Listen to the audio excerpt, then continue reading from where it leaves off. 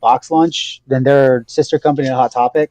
Mm-hmm. So now Hot Topic and Box Lunch number one will never hold pops anymore, and it's only two convention pops per person.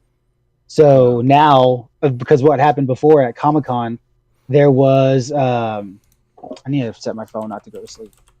There was actually my phone. Did you guys lose my video for a second? No, it just rotated. Oh really? Oh nice. Okay. So what ended up happening was people during Comic Con, there was people buying 10 of each Donald and Goofy to resell. And so by the time we got there, which was like maybe not even a day later, they were all gone. So that sucks, dude. Yeah. Now they're online for $60 a piece. I'm really hunting for that Hot Topics exclusive Kevin Smith pop. It's really annoying that I can't find it. You should try the Hot Topic in Ingram Park Mall in San Antonio.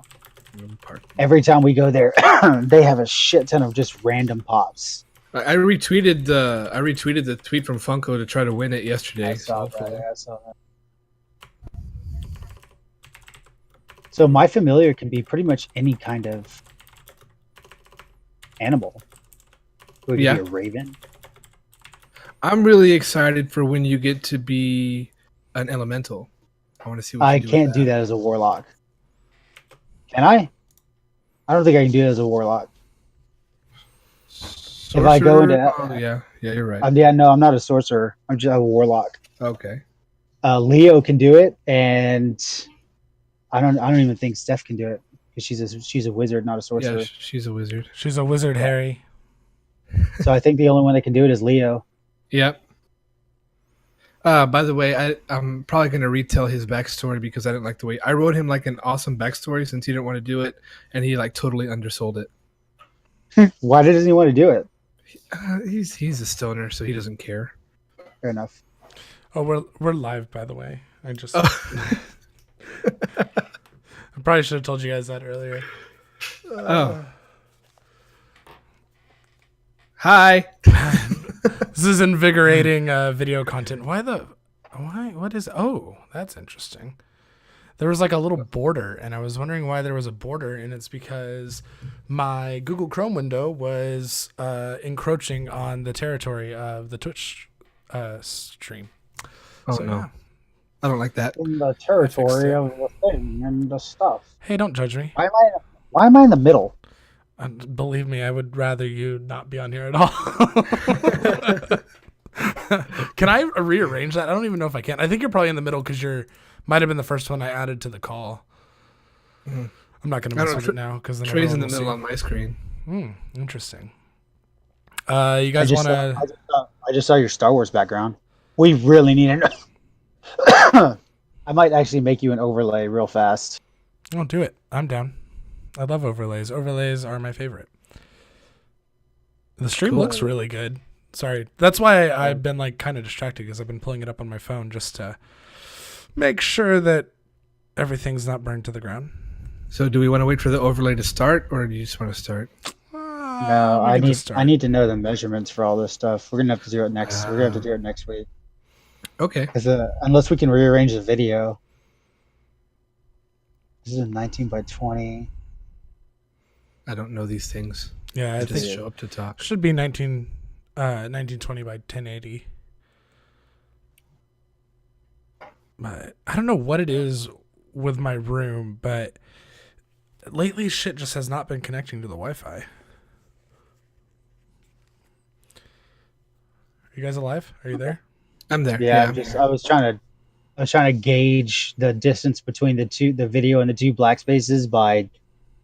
I don't even know how the hell I'm going to do that. We may just have to have some black spaces. You're a smart guy. If you want to mock it up and get the pop filter out of my face, if you want to mock it up, you can. Well, here's the problem. I also don't have any of the assets. I don't have any of them. True story. I'll get this to you. All right. Everything should be good except for my pop filter, which wants to be stubborn, but whatever. It is what it is. You guys want to go? Let's do this. Cool. What may be Wait, I'm not ready. Oh, okay. No, I'm kidding. I'm ready. Oh. You got you again. It's 2 times in one fucking recording session. That is. Okay. Okay, I'm not ready. This time I'm really not ready. Hold up. Sorry. Wait, Sorry. how do I know you're No, I'm telling the just truth now? I'm not. I'm kidding. Yeah. For what may be the last time for a long time, eyes up, Guardians. My name is. Yeah, right. Damn, that's sad. My name is Rich. I am the fire team leader for these two guys, Chris and Trey. Say hi, guys. Hello. Hi. We are the Twin Stick Guardians, and we host what used to be a Destiny themed podcast, but is going to shift from that for a little bit, for at least a foreseeable future. Also, to any of you who our faces don't, we've done face cam streams before, but I don't think it's ever been this close. We've done like Twin Stick Radio. Trey literally looks like a pop filter. Yeah. We've done Twin Stick My Radio. mother was a pop filter. It's been pretty far away, and we were playing video games. So if our faces don't match the voices, I apologize, because I know sometimes that's really disappointing for me. Like listening to a podcast for a really long time, Yeah. and then not the faces not matching the person that I had in my mind. So I apologize. Yeah, for people being, confuse me for my voice for Finn Balor's voice all the time. So I'm sure yeah, they're really you're sad 100% right. I had no idea people confuse weird, you man. for an Irish version of Fonzie. I did not. Yeah, know that. I'll hear Trey in the morning, and I'll like mark out because it's like, holy shit, Finn Balor's in our house. What's happening? Does One Trey day he Winkle will look be like when- an Irish accent or something. when he removes the restraining order and accepts my my fucking proposal, he'll be here every day, Chris. Here we go. I'm trying to get some of that light out. The ceiling fan's really, really bright. I'm surprised that the lighting is working as well as it is for me. Like, it's not great. Like, it's not professional quality, but No, it's super white. I can turn this on too, and then there'll be a lot of white light. Bam! Let's see, what will that do? No, I mean, lights up like half my face. The worst part about this is the fucking glare from the computer, but you know. Yeah. Also, let it be known that Trey's the only one not wearing a Bullet Club shirt. You don't It's know true. that. I'm wearing a black shirt. It could be a Bullet Club shirt.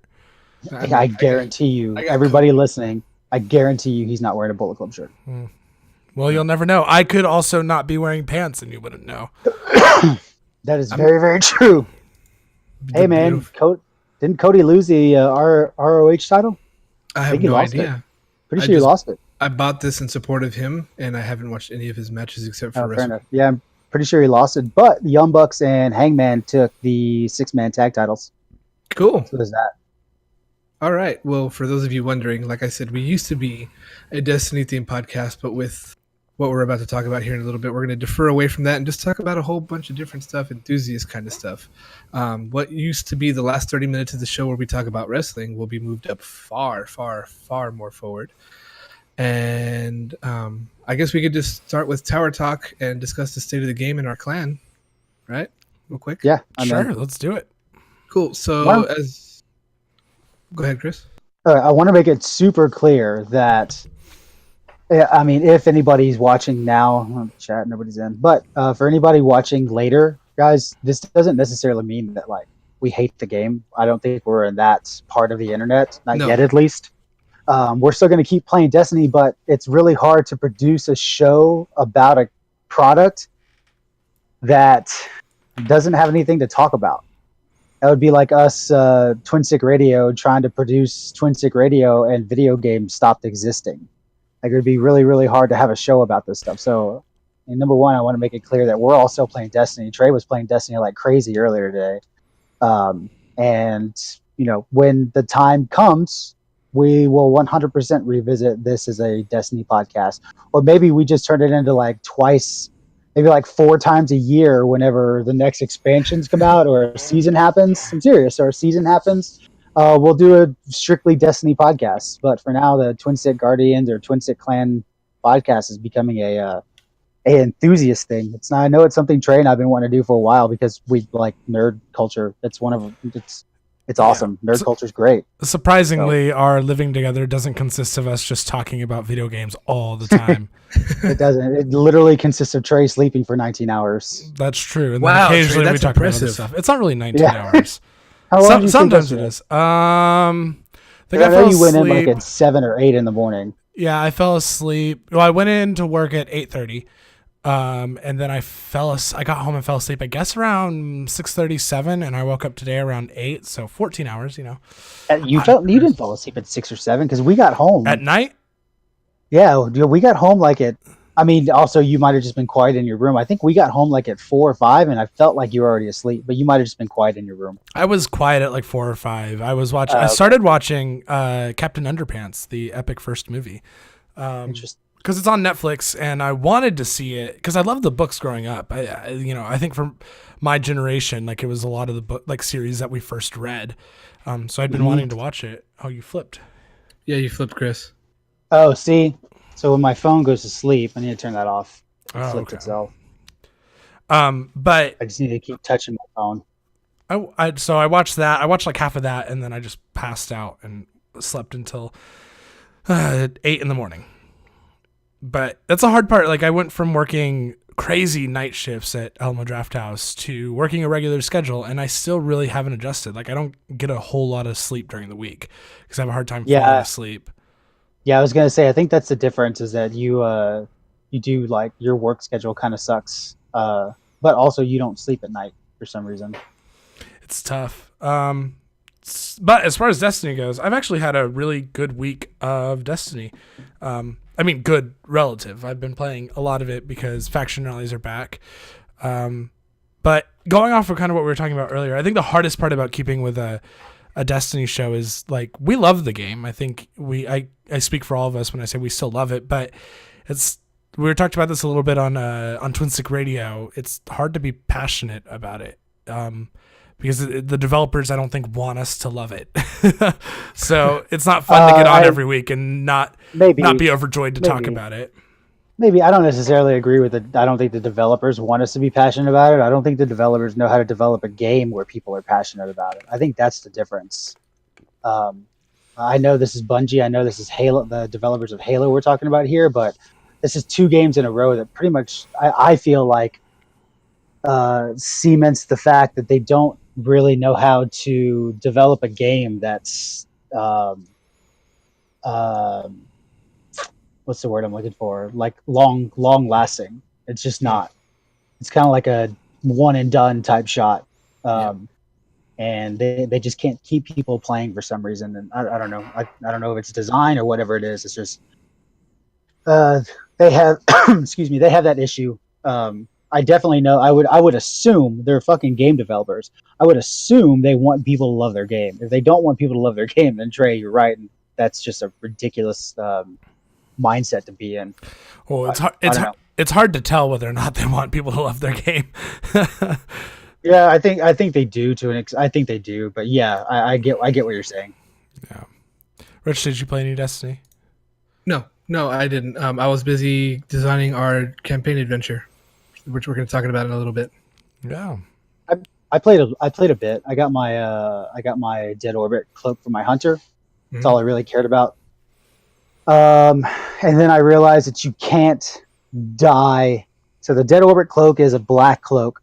Mm-hmm. It's all tattered toward the back, and it looks like somebody took a white paint can and just threw white paint on the back of the cloak.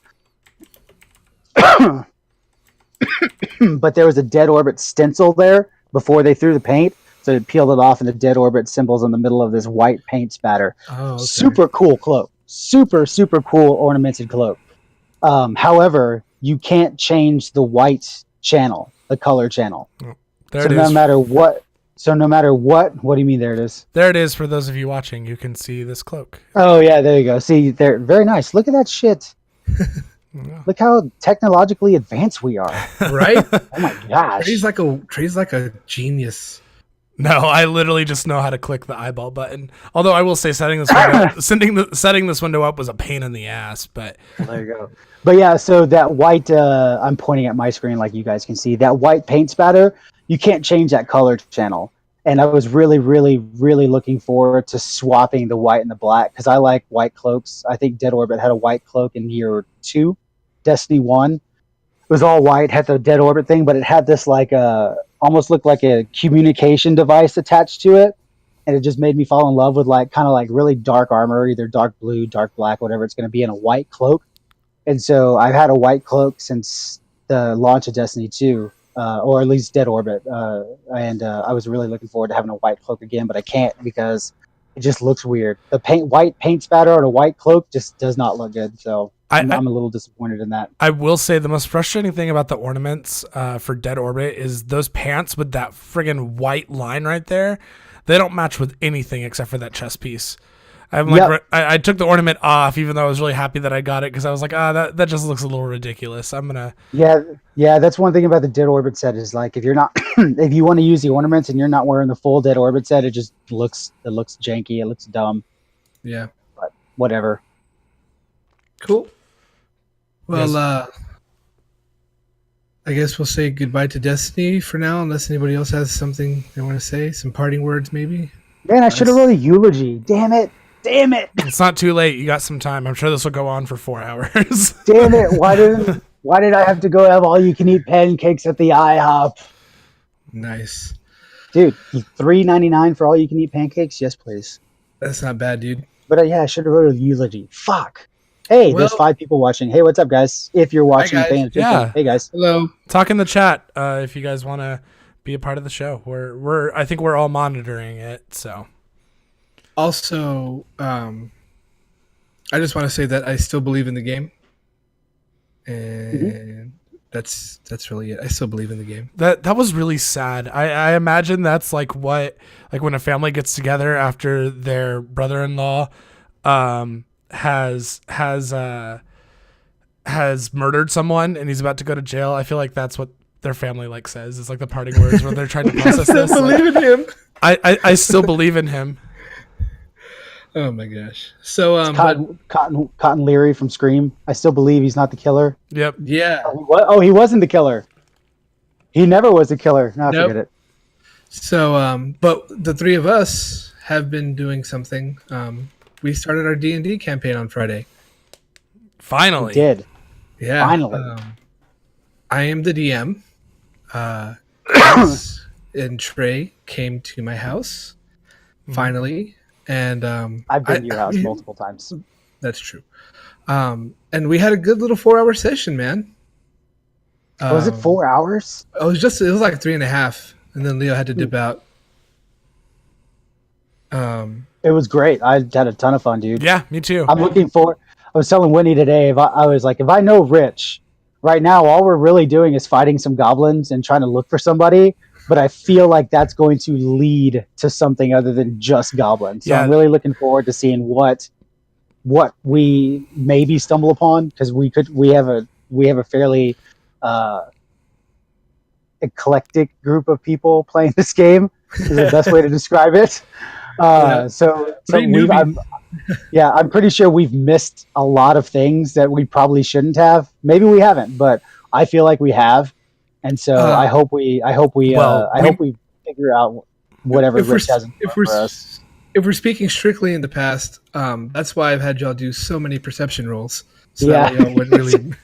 That way y'all really wouldn't. It's why everybody's like, I want to loot the goblins, and I'm like, actually, I want to take a second to look around and see if I can figure out what the fuck is happening, because nobody's doing that. Chris is being talked to by a deity, and I'm just like, I found 3 gold pieces.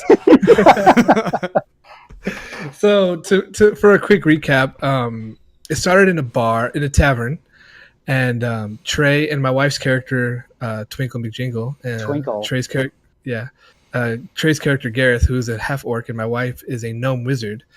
They were in a bar trying to decide how to split the silver from the previous hunting adventure where they killed an ox. Boo! Get that shit off the screen. Well, Just kidding. And then so that led to Chris's character Bellfire overhearing Trey being real mean to this little gnome. Rich is frozen. No. It's okay. Oh, you got There we go. like super frozen. Hey, Chris, could you put your character sheet as a link in the Google Doc so I can show it off? So we got to basically the part that we heard up to was me and Twinkle walking into a bar. so Trey and Twinkle were trying to figure out how to split their silver, and Trey weaseled most of it out of him. And Not most of it, Chris- just 7/10 of it. 7 Out out of yeah, out 10. of 10 silver, you got 7 of them because you and your 6'4" frame intimidated a little 4-foot gnome. You I mean, jerk. partially it had to do with the fact that I didn't know how to rolls worked. I think I still would have won in that case. But With her, probably. With me, no, absolutely not. So basically, after they're doing that, and our 2 other characters come in, the blacksmith runs in, say his daughter's been kidnapped. He sent his apprentice in the day before to try to find her. He's also missing.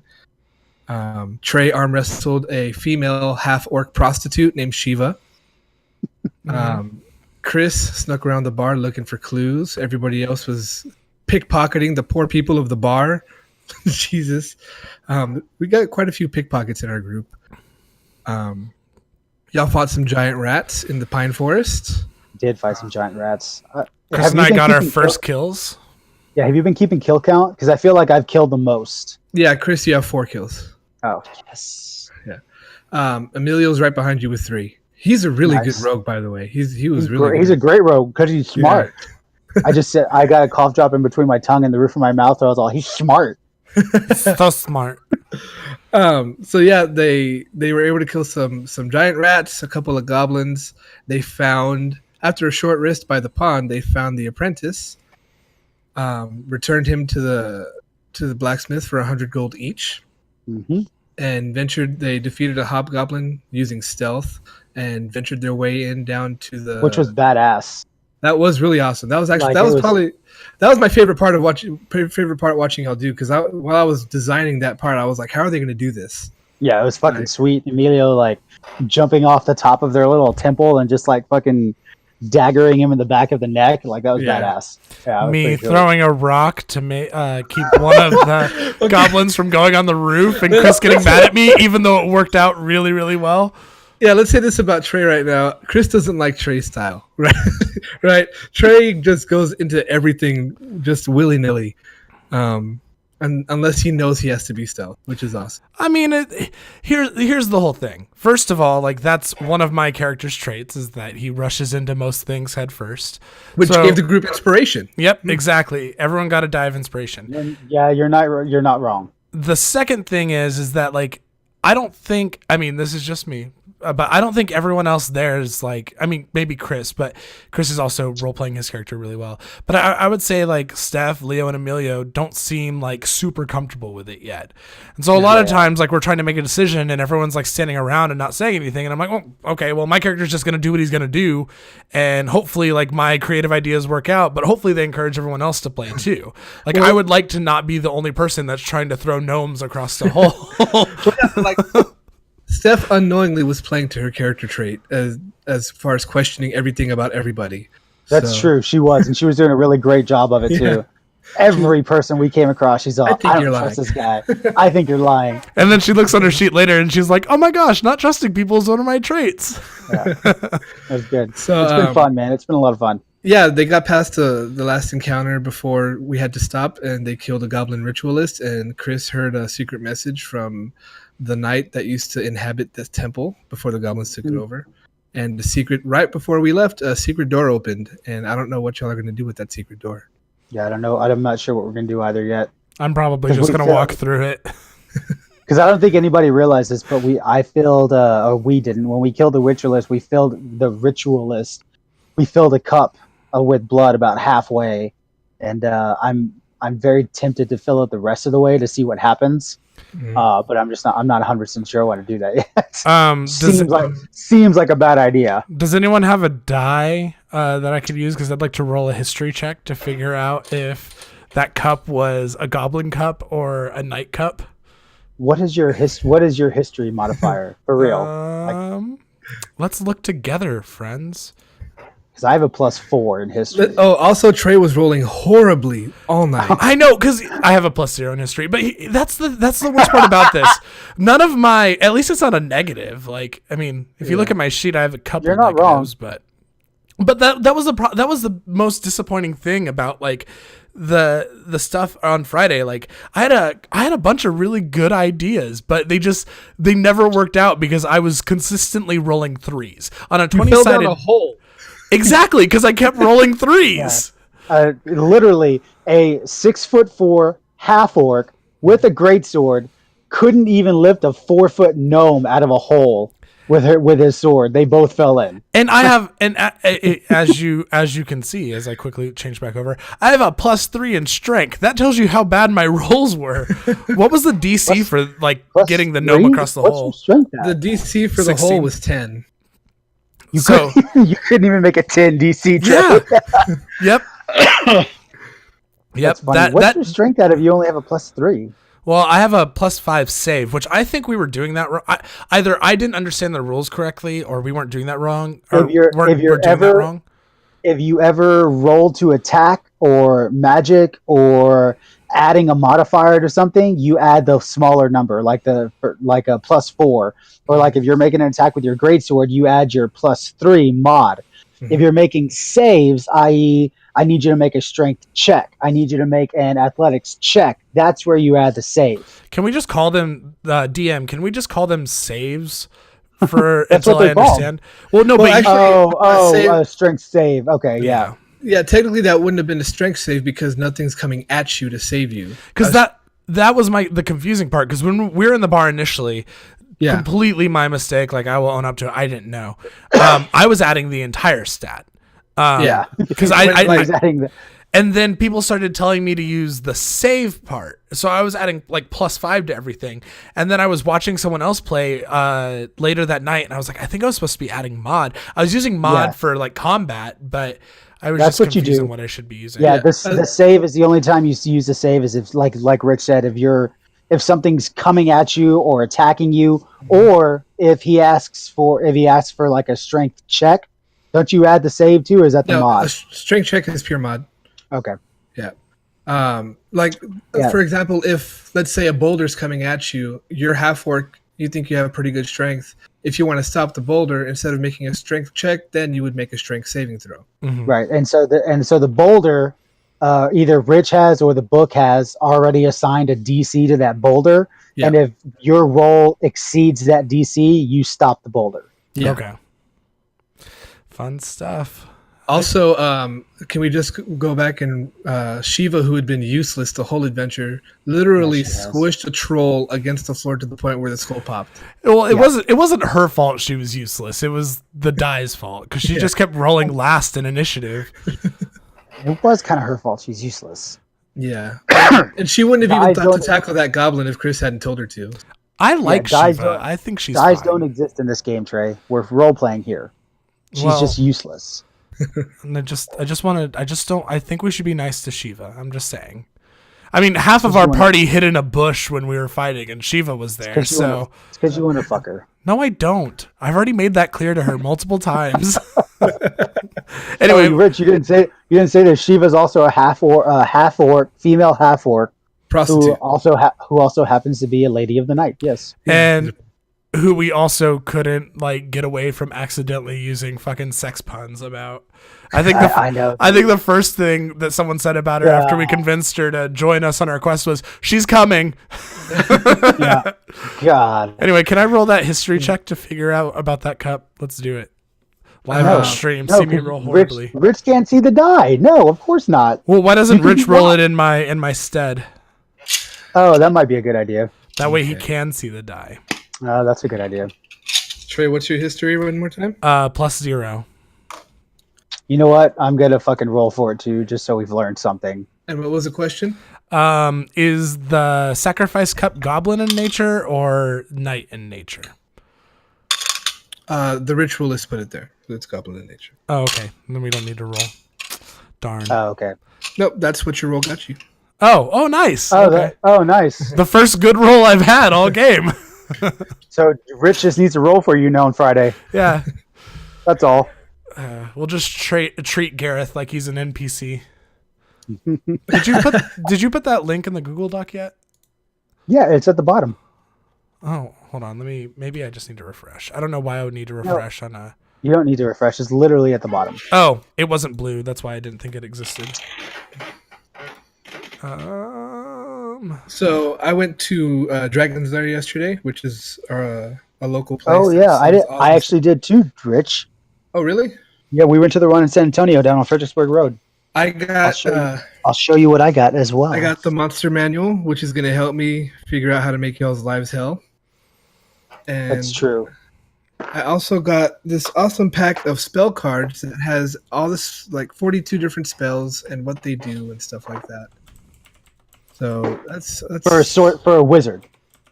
No, it's just all spells, elemental Oh, spells. it's all spells. Yeah, So even I could look at it and find out. Or it's just an easy way to look and see what they do. yeah. Good shit. Is it? It's all. You said elemental. Does that include necro and conjuring and everything too? Oh, nice. I can't see your character. That's interesting. I would just assume that you'd be able to link your character and it would work, but Let me see if there's a way to do this. He can email you the PDF. oh, that'll work. Yeah, I can do that. Manage level, short rest. Yeah, no, I'll email you the PDF. This is at level 2 as well, guys. So it's Well, after you take a long rest. So yeah, after we take a long. So real fast, while Chris does that, have you developed the world that we're in? Because I mean, we didn't really have time to get into the details, but I did. We're actually on the continent of Faerun. Mm-hmm. I'm gonna build out. So where we start in Redthorn, and we're gonna go from Redthorn, and I'm gonna build out into Faerun. So What's the history that you can share about the world you've created? so far, it's just the town of Redthorn is an elven village where they're known for their crops. They're farmers, and they don't like half elves, as we found out, since Toss is a half elf. I sent you an email trail. It has a PDF in it. Sweet. Sorry, Rich. Go ahead. Oh, that's great. What I didn't get to tell y'all was on the outside of town, on a really big hill, there's a really big mansion where the mayor of Redthorn lives. Which, if y'all happen to make it out of this next encounter alive, y'all will get to meet him. Interesting. So Yeah, so that's just my character sheet. That's really all. Go ahead. That's really all I'm going to reveal right now. I'm okay with that. I don't want to know a whole lot. Yeah. But knowing knowing there is a mayor's house out the way, I would very much like to visit the mayor. Personally. This is what I got yesterday, Rich. I don't know if you can see it. Probably shitty light. Is that another tiefling? Zoom? Yeah, is there a way to zoom in this? Nope, I can't change the zoom. It just needs to focus. Looks Put good. your hand like that with it. I don't think it'll focus though. No, it won't. Yeah. It's probably because it's a video call, so it's the front facing camera is not going to focus like that. Oh, interesting. Okay. It looks good though. Yeah, it looks That's cool. a cool one. It's got the translucent effect, so when you paint it, it actually stays translucent. Oh, nice. And then this one, it's a 2-pack. So this one has like little daggers, translucent daggers that he's putting out. Cool. It's really cool. I'll show stream I what love we've it. been I using love for our these enemies. I love these fucking miniatures. This is what Yeah, we've been using for our Spider-Man. enemies. Yeah, a bunch of Spider-Man. Yeah, literally. So. Yeah, man, I fucking love messing with miniatures, and I want to start painting. I just need to the paint's expensive. Number one, Yeah. I never knew the paint was going to be so damn expensive for these things, but it's I expensive. saw that yesterday at Dragon's Lair. It was really expensive. Yeah, but I want to do it because I really want to get into that hobby, and yeah. I've like Trey said, it was kind of our first time playing, but I had been playing in my head for fucking years now. You know, kind of like learning as much as I possibly can, reading that damn player's handbook from front to back, and I'm as addicted as I knew I was going to be. Let's put it that way. It was fun, man, for sure. I'm ready for Friday. I'm ready to see how y'all are going to tackle this. So I know. Hashtag is it Friday yet? Right? I know. Watch out, Geek and Sundry. We're coming for you. Oh yeah. Twin Stick Clan's coming your way, bitches. What's up? But yeah, that's really all I have when it comes to D&D, unless y'all have anything else. It was a lot of fucking fun. Let's put it that way. Yep. I found a website where you can like make your own miniature. Yeah, Hero Forge. Yeah. Yeah. You should be paying attention to our stream right now. I am paying attention to this stream. I can do both at the same time. I guess so. You probably can. We are 1 week away from the Royal Rumble. Oh my god! I'm so excited for this thing. I really, really am. So I do have an important. Okay, go ahead, Trey. I'll finish my question. what do we have? Why should we be excited for Royal Rumble? For those of Why us who should we be? aren't, Okay. for those of us who aren't super into wrestling. The commencement of Royal Rumble weekend means we are officially on the road to WrestleMania. Also, number 2, and I don't think they're going to screw this up like they screwed up the first ever Women's Money in the Bank. We're getting the first ever in WWE history women's Royal 30 women Royal Rumble, Royal Rumble, and it's a big deal. Like it's a huge deal to have a 30 woman Royal Rumble. I think China was the first to ever be in the Rumble as a woman. Then Beth Phoenix. Beth Phoenix was another Karma. one. Yeah. Karma, yeah, but they were all. I mean, I think China's probably the one that everybody would know. Like it was like, hey, did you know who China the wrestler is? I think more people would know that than Beth or Karma. Yeah. But yeah, I think China was the first ever woman in the Royal Rumble before, and just the fact, and those 3 girls were big. Like Beth wasn't like a freaking monster of a woman, but she was extremely well built. Karma was she's just a big girl. Beth Phoenix is actually doing really well as a commentator on X Max Challenge. Oh, really? Yeah. Oh, she's a commentator. Yeah. Oh, that's awesome. Yeah, her and Michael Cole. Oh, that's awesome. Corey Graves, stupid. I love Corey Graves, man. He's awesome. He's stupid. He's a great heel. He's like Jerry Lawler heel. He tries too hard. No, he does not. So did Jerry Lawler. Anyway, Jerry Lawler was organic. Jerry Lawler was not organic. He was the most freaking. I don't know. He was not organic. He tried so hard. He was anyway, a great suck up to Mr. McMahon. Yes, when him and Vince were doing, actually him and JR were. I think him and JR are the best commentators of all time together. Yeah, they're commentating tomorrow, right? I don't know. Maybe. Oh, it's Raw 25. Yeah, probably. Yeah, I would assume they would. Anyway, it's the first ever 30 woman Royal Rumble, and that's a big deal. Except Nia Jax is in it, and I'm afraid they're going to give it to her and not Asuka. Oh God! Rich died. Come on now. Everything okay? You have to hold it again. Fuck you. You might want to mute it real fast. Okay, good.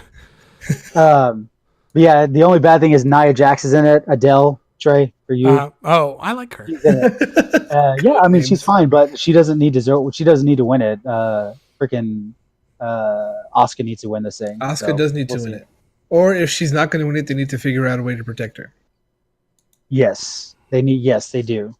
Either let it come down to Asuka and Nia, and they pull a Shawn Michaels. Who was it? Shawn Michaels and Bulldog. Mr. Pert. Was it Bulldog? Where somebody clotheslined Michaels over, and he held onto the rope, but his foot touched the ground at the same time the person who clotheslined touched the ground. But Shawn Michaels was able to pull himself back into the ring, so he thought he won. Huh? Yeah. That was Bulldog. That was Bulldog. Yeah, that would be a fine way to protect Asuka. I think because then there's no clear winner, and because they just can't start the Rumble over again. This is going to test the women's athleticism, because usually a women's battle royal is between any rope.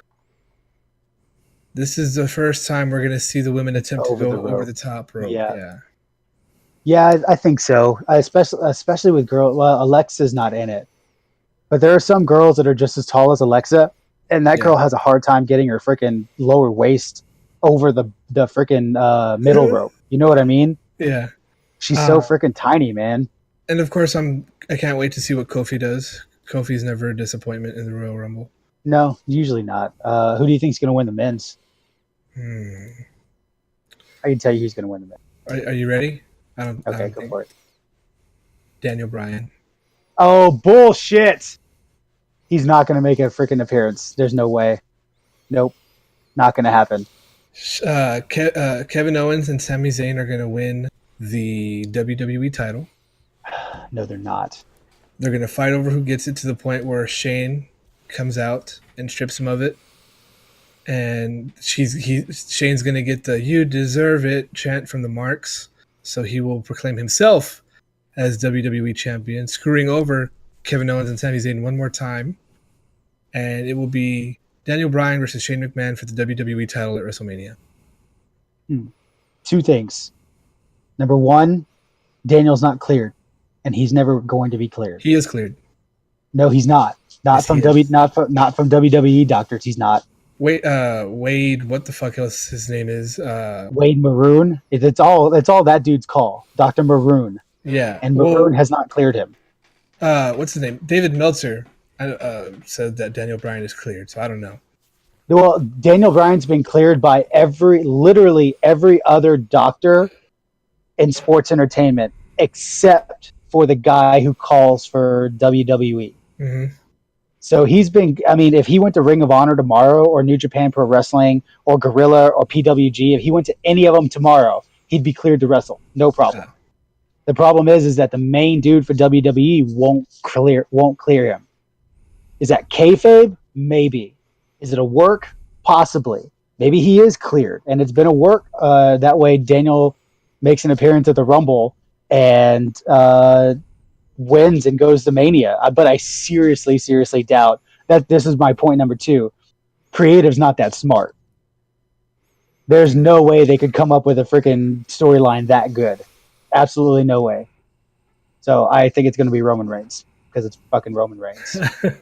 And I'm not saying because I like Roman Reigns. I just think it's going to be Roman Reigns because it's fucking Vince McMahon, and Vince has final call, and Roman is the king of kings in WWE right now, unfortunately. It's going to be the Shield versus the Balor Club at WrestleMania, man. I don't think Roman... Dean will be out past Mania, unless that's a work too. Dean's out till... When did he get hurt? November? Yeah. So November, December, January, February, March, April, May, June. He's out till July. He's out 9 months.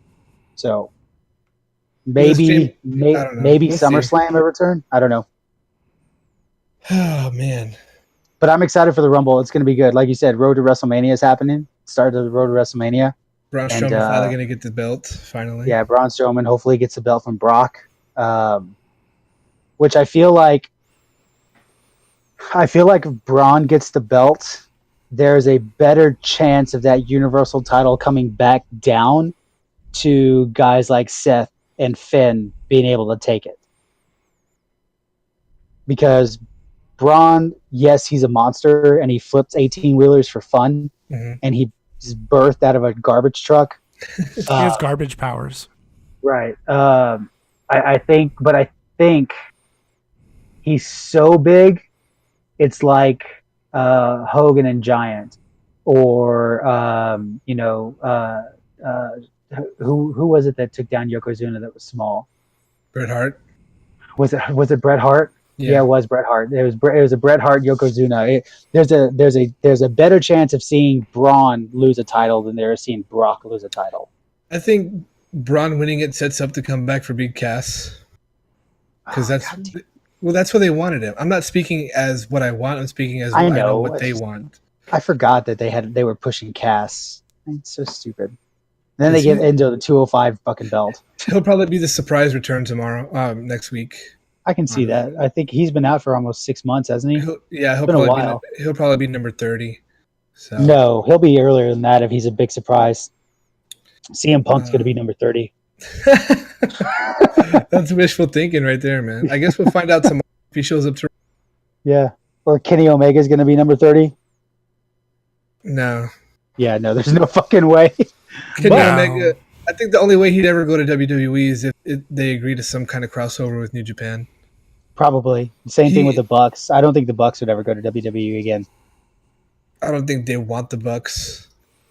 Yeah, I don't know, man. I think t-shirt sales would say otherwise.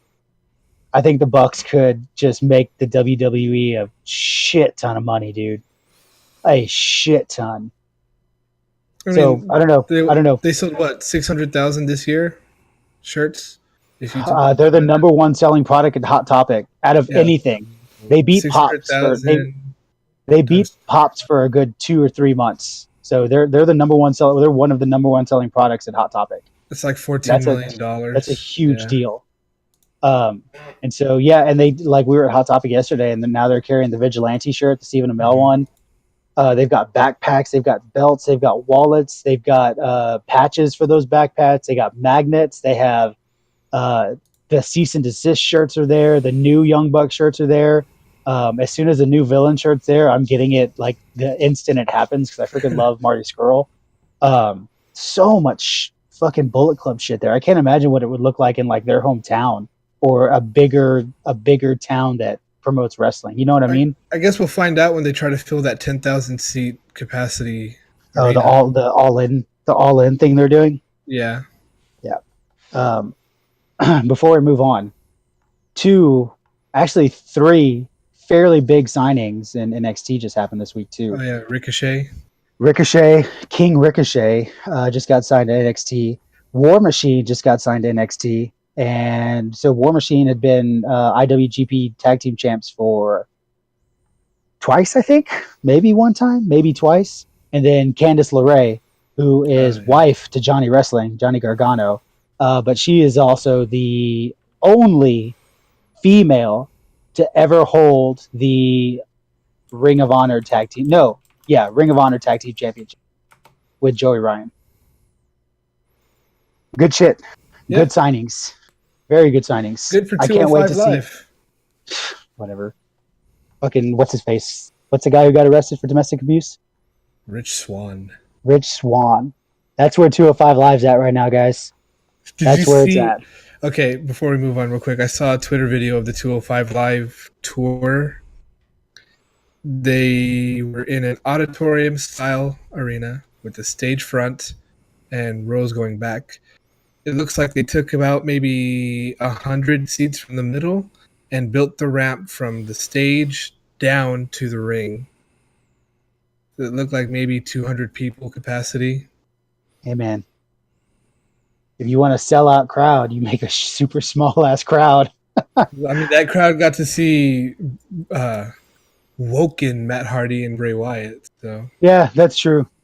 That's true. But yeah, I did see a tweet from Matt though. He guarantees we'll see Senor Benjamin, Reba, King Maxwell, and King Wolfgang. We'll see all of them. He just woke up Vanguard 1. Oh, did he really? Yeah. He Oh posted shit, on I didn't see YouTube. that. That's He awesome. I posted didn't it see on that one. YouTube. Yeah. That's good shit, dude. But he laughed like the whole video. That's awesome. I mean, the laughing's not awesome, but yeah. Anyway, we can move forward because Trey has no idea what the hell we're talking about. Yeah, Trey looks lost. I can't imagine why. It's not like I've been watching wrestling for 30 years. I thought you were trying, Trey. I watched the big events, and there really hasn't been a big event lately, as far as I 28 remember. years, Trey. 28 years. Yeah, I'm sorry. I was so far off, Christopher. I've been watching for 23 years. Rich, put a link to the Nike PlayStation thing here. I can't click on it if there's a link. And I'm not Okay, yeah. Give me 1 second. All right, we'll move forward. Yeah, go ahead, Trey. I'll find that link. In other news, non-wrestling news, I thought one of the best stories from the week was the awesome Jurassic Park pop figures that are coming out, especially sexy Jeff Goldblum with his fucking hurt leg, which the funniest thing about this to me, or the weirdest thing about this to me, is like the pop's sexy, right? We don't get a lot of sexy pops, but the broken leg is just disgusting. I think that's like a bone on his leg that's like popped out. The bandage, you mean? And well, I can't tell if that under the bandage is supposed to be a stick or if it's like his bone popping out of his leg, because it's the same color as like the flesh. Maybe that is his bone. Oh my god, that's disgusting. I know. I was looking at it while you guys were talking, and I was like, that's kind of gross. I zoomed in on it, so everyone else could be grossed out. Jesus Christ. Production value at Twin Stick Guardians is steadily going up. But aside from that, we also got the cool Dennis and Dilophosaurus, and then the T-Rex. Yeah, okay, there you go, we also got Grant, Dr. Grant. We got Jeff Goldblum, or what's his name in the movie? I forgot. Dr. Ian Malcolm. Ian Malcolm. So we got the Ian Malcolm one?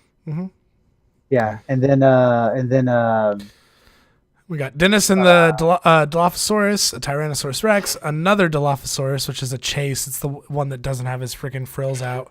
Yeah. Grant, a Velociraptor, John Hammond, a regular Ian Malcolm, a regular Dilophosaurus, and Dennis that doesn't have spit all over his face.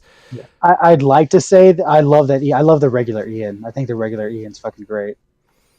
Yeah. I'd like to say that we won't get all of them, but I'm pretty sure we will. Because with pop figure collecting, and trust me, this comes from a avid pop collector.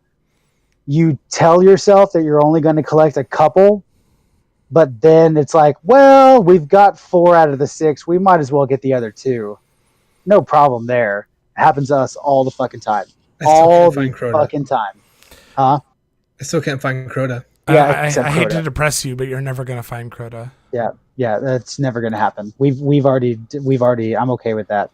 Also, I'm okay with not having the Destiny pops for some reason. That's we don't have Zavala or Shax or that's it. We don't have Zavala or Shax, and I'm okay with that. 4 Zavalas at Best Buy in San Marcos. Yeah, I don't know. I'm okay with not having Zavala or Shax. However, they did also just announce a new Destiny 2 pops.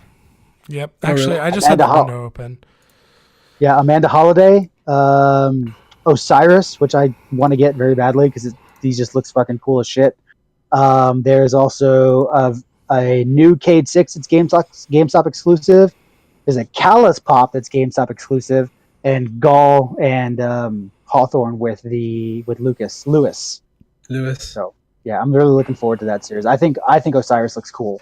I really, really do. Sure looks like Osiris. Yep. Like I said, this comes from an avid pop collector because Whitney and I have spent probably 3 weeks now trying to track down the exclusive Kingdom Hearts ones. The only one we don't have is Final Form Sora from Best Buy. That's the only one we don't have. So, because we just got the Box Lunch Mickey yesterday and the Toys R Us Sora last weekend. So, nice. Yeah, we're a big pop collector.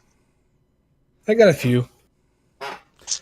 We'll see how if much people want to. I was gonna say one of these days, if people want to, we'll take the camera around the house and show everybody our pop collection. Show Trey shit too, because Trey's got a bunch of them in his room too. No, We have I a took lot a of bunch. fucking pops. I took a bunch to my parents' house. So Oh, that's right. right But now we've I got a just lot have. of I have my first ever pop, my Green Lantern, and then my Destiny pops, which I do want the full Destiny set. I'm just missing Zur and Crota. And of course, I the don't know. Those are at Crota. GameStop. I don't know if you're gonna. Oh, did you? I was gonna say I don't know if you're gonna find a Zur anymore either. Zur's pretty tough to Yeah, search. there is GameStop exclusive. Yeah. I don't think Zur is too expensive right now. I'm not too worried about Zur. It's just, and I think I could actually buy them off of GameStop.com because I think there are some stores that still have them. Crota is steadily dropping in price. Zur, let me go ahead and show. Zur I was gonna say, where's Crota at? Zur is at 21. I wouldn't pay $21 for a pop. I wouldn't ever. either because I literally think I can order him off of GameStop.com. So I'm not too worried about that. The I would. regular Crota is at $19 and the Chase is at $50, which is the lowest I've seen it. So That is the lowest. There's a few I would pay $20 for, but not for Destiny 1. I would pay $20 for the Final Form Sora we don't have yet for sure. I mean, Kingdom Hearts. The only thing keeping me from having that full set are just Zur and Crota. And the only reason why I haven't bought Zur yet is because Crota has been ridiculously expensive up until this point. So you have Atheon and Oryx too? Yeah. Nice. Yep. And Oryx isn't really that hard to find anymore. I see him every now and again at a Target. You can find him at Hot Top. Oh, at Target, yeah. There's been I found him at Target too. I think the hardest ones to find the hardest one to find outside of Crota and even Zur to an extent. Zur just got recently hard to find, but I think Cade is still one that I never see anywhere. But I pretty much see. I was gonna say I see Cade at GameStop's a lot. I see Cade at Best Buy is a lot where they have that D2 end cap. Oh yeah. But no, I've seen Cade. Usually when I go to a GameStop, I'll see Cade. But we dig. Like I said, we're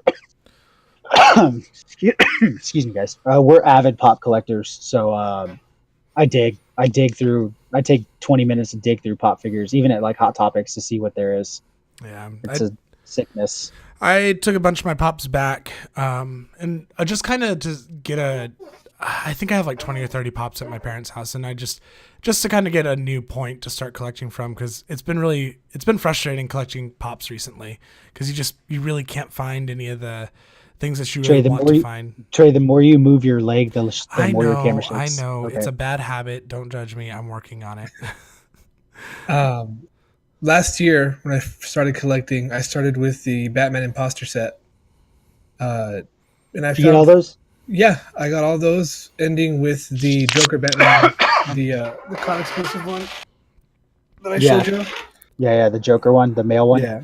That was a good set to start collecting with, because they were in demand enough that they were fairly easy to find. Mm-hmm. Like, I think you Our could Walmart still here find in most of Walmart had them. a shit ton. Yeah, Yeah, they still do. but I think at least me, not me and Whitney together, me.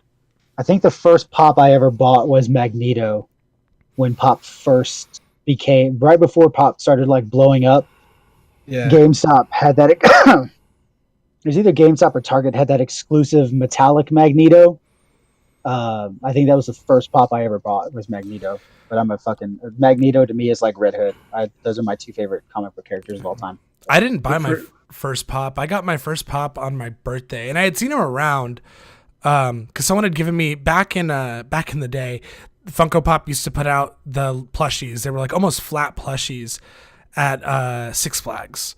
You could go and win them from the games, and I tried so hard to win them, but I could never do that. And I was really into. I still am really into Green Lantern, but I haven't been reading comics, so it's been tough to be a fan of. I'm sorry if that cough's loud. I'm trying to make it not loud. It's tough to be a fan of comic books characters when you don't really know what's going on with the characters at the moment. But I was super into Green Lantern, and so for my birthday one year, she bought me the Green Lantern Hal Jordan. So it was one of the first ones that ever came out back when, like, I think the only things that they were doing were the Justice League. I think those were the first pops you could buy. And they all had the same body. They all had that dumb, like, this weird body shape before they started printing unique bodies. And they're still not worth anything. I don't even think the first pop ever is worth anything. But I had it. I think the only pop we have that's actually worth something is we have a few. Yeah, we have the most expensive, the Mayor from Nightmare Before Christmas. I think that's the most expensive one we own. Is it still in a box? No. Yeah. But I've seen some go on eBay for like even out of the box, like $150-$200. That's funny. I was just looking at it just for shits and giggles. But the original Green Lantern pop, why is it showing that still? That's interesting. The original Green Lantern pop is worth $28 now, which, is not a lot, but it's more than it was worth like last year. Mm-hmm. So I've got the rarest one I probably have is Masked Kane. That came out like 2 years ago. It's Walgreens exclusive. Oh yeah, we have a shit ton of Walgreens, man. I have the entire Venom set. It's Venom, Anti-Venom, and Carnage. Mm-hmm. Regular Venom was Walgreens exclusive, and Anti-Venom and Carnage were both from Hot Topic. And then I have Black Suit Spider-Man and Superior Spider-Man. That's all it really matters. Let's be 100% honest. In the Spider-Man universe, Gwenpool's cool. But in the Spider-Man universe, the only Spider-Man that has ever mattered are Black Suit and Superior. That's it. True. Yeah. And if they make the new Superior Octavius, because he's badass. Yeah. Anyway, we have a shit ton of pops, and most of them are out of the box. So we already disqualify ourselves for like pop collectors, I think, but we love them. Rich, you want to talk about your shoes? Yeah, man. Your shoes. I don't know how many of our viewers are familiar with the NBA. Probably not a lot. Am I freezing again? No. Okay, cool. But yeah, NBA star Paul George of the Oklahoma City Thunder and PlayStation are collaborating with Nike to make this new shoe. It's the Nike PG2 PlayStation colorway. It's really cool. The eyelets for the laces are the colors of the PlayStation. Oh buttons. My God, they light up. Yep, the tongues light up. They're LEDs. Holy shit! Yep, and it's a Galaxy colorway, so it's really cool. They drop on February 10th. I didn't know the fucking tongues lit up. Those are Yeah. ugly ass shoes, but they're super cool. Oh, I think they're kind of cool looking. I would never buy them because. Well, even if somebody bought them for me, I'd never wear them. I'm gonna wear them. How do you take care of Nikes? I know that this is not like a lot Whoa, of people do they know come this apart shit. like that? No, I think it was just showing what the inside of the shoe looks like. Yeah. But I know a bunch of people are really into the whole Nike thing. Yeah. But how do you take care of Nike so they last for more than a month? Because I feel like my shoes, I get them and they look really good, and then a month later they don't look great. You have one pair of shoes that you wear on a daily basis. Everything else is a special occasion wear, and that's how you preserve the life of your tennis shoes. Oh, that's boring. What's the voucher code for? It's a theme, PS theme. Oh, sweet. Oh, that like galaxy looking theme? That would be badass. Hey, that's cool. I like that'd be a cool looking theme.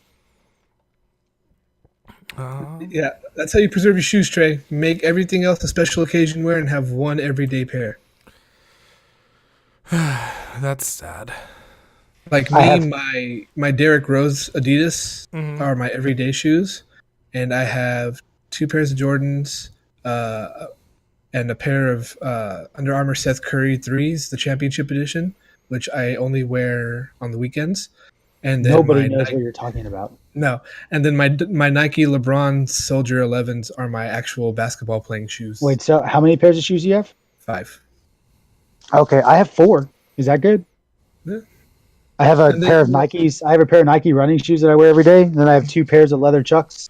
One's a high top, one's a Chuck Taylor high top, and the other one's a medium top. Medium goes like right below the ankle, Chuck Taylor. And then I have a pair of Vans. They're all black. If we're talking Chuck Taylors, I have a Batman pair, a Riddler pair, and 2. So you have more pairs. than 5 pairs of shoes. You have 8 pairs of shoes. I don't consider my Chuck shoes because I don't wear them. They're just in my closet. But the Chucks are made to be worn. But they're Batman and Riddler, so I don't want to wear them. But they're like PF flyers. They make you run faster and jump higher. My brother-in-law has an actual pair of PF flyers. That's awesome. Yeah. I don't think I've seen a pair of PF flyers since I was a fucking kid. Like I'm talking Martin, like maybe 5 years old. I know he watches the upload, so Martin, shout out, bro. I know you got them PF flyers. Anyways, that's awesome. And other, Trey, do you know what PF flyers? Nope, I have no idea. Let me Google them. You never seen the Sandlot, Trey? They literally make you jump higher and run faster. Literally. Let me do it, Chris. PF flyers, the only shoe that actually makes you run faster, jump higher, and react. What the fuck? What did he say? Benny was in a pickle. Yeah. Pickle the Beast. And this was the only shoe that could do that. Oh, you mean the only shoes that look like cheap Chuck knockoffs? How dare you? They're actually not cheap Chuck knockoffs. PF flyers were around before Chuck Taylors. They're all. I think PF flyers are cool. Watch the Sandlot, Trey. Learn something. I don't watch movies from dinosaur times. You don't watch movies from the 50s? Actually, no, 90s. It takes place in the 50s. Yeah, Sandlot came out in like, when did Sandlot come out? 1991. 91, there you go. You don't watch movies from the 90s? If it was before I was born, then that's dinosaur times to me. Is it before you were born? Yeah, I was born in 93. Gosh, you're a baby. No shit. So young. But I look like I'm 40. No wonder you're a half orc. Yeah, that's rude.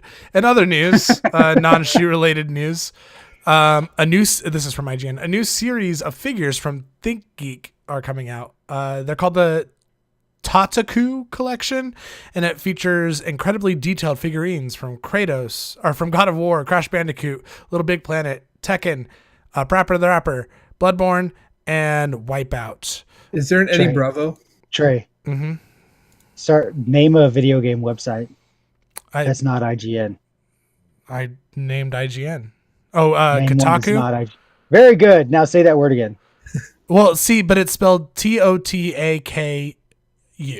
Kotaku. TOT is spelled KOTAKU. Yeah, I don't think it's Tataku. That doesn't sound right. Tataku. Yeah, it sure does. Tataku. Kotaku. Tell Google to say it for you. Yeah, there you go. Oh, that's a good idea. Tell Google to say it. No, Google's not a member of this show. Where's it at? Where's the word at? Tataku. Totaku. How is that so hard to say? You don't actually know if it's pronounced that way. Well, okay, take the spelling of totally. Is it totally or totally? TOT, right? This And is, so- but totally is English. Also- I speak English. Also replace fucking Your phone flipped again. Kotaku. I know, I got it. Also replace Kotaku with a fucking thing. Hey, don't mansplain shit to me right now. I'm trying to show off these cool figures. Anyways, so this is the reason why I'm excited about this. I know this isn't our video game show. You can go on listen to Twin Stick Radio if you want to hear more about video games. But they're like amiibo for PlayStation characters, and I don't care about most of these. But that Bloodborne one, man. Yeah, the Bloodborne. There's an one's Eddie fucking rad. Bravo one. I'd like that Who the fuck is Eddie Bravo? from Tekken. Yeah, I think it's Tekken, dude. Come on, video game host guy. Jeez. It's a fighting game. We've already established that I don't play fighting games, but Or here's this Yoshi- guy from Tekken. If I were to say Superman from Injustice 2, would you know what I'm talking about? Well, yeah, because Superman isn't from Injustice 2. He's from Sure he is. fucking He's in comic Injustice books. 2. But that's He's in not where he Injustice 2. originated from. The fucking So- Tekken guy didn't originate from DC Comics. He's just a Tekken guy. So you just don't know anything about Tekken. You can No. say that. I don't know. I don't like fighting games, so I refuse to know Anyway. about them. I really hope this. I hope this line does really well, but I'm worried that it's not because there's a lot of characters, i.e., like Trey, is not going to buy the Tekken character, or probably Crash or Parappa or the Wipeout one. I would say if Trey were to buy any, he'd buy Kratos, the Bloodborne guy, and maybe Sackboy. No, I would just buy Kratos and the Bloodborne guy. I think there's Okay. I think there's two problems with this. The first problem I have with it is I like the way that Kratos and the Bloodborne guy look. I think the Hunter and Kratos look really awesome. But the quality of these figures just isn't great. It's not I think Parappa looks kind of cool because he has that 2D art style. But But you got to imagine they're probably going to be the size of an amiibo. sure, but like the amiibo I feel like have really high quality. Like for what you're That's 'cause paying they're for. That's because they're based off of not as detailed 2D character, like just not Nintendo characters aren't super detailed in the first place. The most detailed amiibo figures I think I've ever seen come out are probably the Breath of the Wild figures, and they look really great, but they're nowhere near as detailed as, or they don't have the amount of detail that like the Bloodborne guy is going to have because there's so many textures in the Bloodborne guy that there isn't in Mario or there isn't in Corrin from Fire Emblem or maybe Ganon from Legend of Zelda. Yeah, I think these are probably the most detailed ones I've seen, especially the Guardian. That's a big figure. Ganon's pretty detailed. Well, like just look at Crom right here. I think Crom is pretty detailed, and he still looks really, really good. I think that but he's cartoony still- art but he's still style, yeah, that's the thing. It's lends an anime itself. character. but that doesn't. I don't know. What's a realistic looking amiibo? That's what I'm trying to think. An amiibo that's based off of a fairly realistic looking character. Maybe Bayonetta. Wait, what the fuck? They made a Plague Knight one? Oh my god, I had no idea. Oh, Maybe my heart. Maybe Bayonetta. Let me look up Bayonetta. I don't think that's a real amiibo, Trey. I've never seen that before. I'll have to do some Googling when my browser's Yeah, not on pretty the sure. screen. Click on those Final Fantasy ones up in the top right-hand corner of your screen. Good God, what is wrong with you? Top right hand corner of the screen. I don't see Final Fantasy character. Oh, there's Go down. Scroll down. Well, here's Cloud. Not that Cloud. I was talking about the other Cloud because he's more detailed than this one. So if you scroll down, Mm-hmm. oh yeah, there you go. Click on the Advent Children. My God, stop clicking. You want to on just come shit. in here and fucking take my mouse, you dickhead? No, just click on the fucking Advent Children Cloud. I don't see him. Is it that one? Oh my God, go click on the original Cloud you clicked on. Okay. I don't understand why I have to explain how Google image search works to you. Don't fucking be a dick, Chris. Click on Cloud, and then click on Advent Children Cloud, which is Whatever. I'm just gonna skip all this so that you can stop being an asshole. Advent Children Cloud. There we go. That's it, right? I don't know. I can't read that. You can't read it? Oh, It's too small probably on my not on the screen. stream yet. Okay, let me look up another one. No, it's just too small on my screen. That might be the most detailed amiibo I've ever seen, Yeah. but it's still based off of an anime character where it's not super detailed. Yeah, maybe. I don't know. To me, even like even if you give it the grain of salt, where it's like, a lot of these characters are more photorealistic than some of the Nintendo characters. Like even Crash doesn't look that great. I didn't see the Crash one. Where's the Crash one? Sackboy looks good. He looks all right. I mean, for the amount of detail that's in Sackboy, yes, he looks fine. I just think that, like, sure, the amiibo are $3 to $4 more expensive than these guys are going to be, but it just, I don't know. I don't know if the quality is all that great, but I do think that the biggest thing that's going to hinder it is that they're not going to be widely available. Like all of them are GameStop exclusive because they're by ThinkGeek. Exclusive. Yeah. So that's we'll see. I'll end up getting the Hunter no matter what because it's Bloodborne. Yeah. Did you ever finish Bloodborne? Yep. Did. And then the last thing, as good as Dark Souls, but it's good. The last thing I have on my list is also from IGN, which I think Rich might be interested in this. I don't know. Maybe Rich doesn't care. But it looks like Wolverine is coming back, and there's a series been written by Charles Soule. Rich, what's up with Wolverine in the comics? Because I actually have no idea. I know he's been dead. I know. Yeah, go ahead, Chris, because I'm not a Marvel reader. Okay, so back probably man. 6 years ago? I know what you're talking about happened like right before the death of Xavier, right? Oh shit! So we're talking maybe like 7 years ago because Bendis' run on X-Men was almost 4 years ago. Oh no! Well, I mean, Wolverine died after Xavier because Xavier died in Avengers vs. X-Men.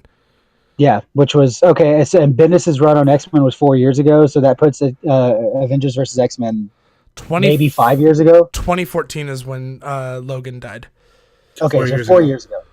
And 4 years ago, I don't know the exact events, how it happened. You can probably describe that. But Logan basically got encased in he got covered in adamantium and it cooled. And he's been trapped in that adamantium blob for 4 years now, which is why they had to write in old man Logan coming in from the past to the normal Marvel universe. So there'd be a Wolverine other than Layla, what's her name? Laura, yeah. Laura, X-23. Other than X-23, you need a Wolverine because Wolverine's the most popular character in the fucking Marvel universe, and I don't know why.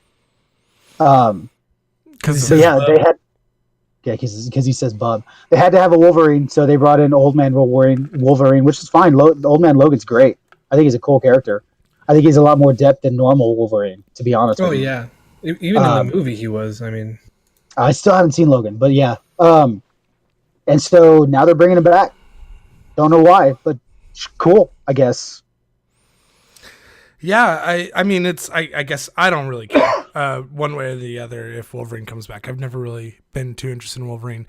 I don't know what's up with Marvel, and actually, I kind of think I do know what's up with Marvel.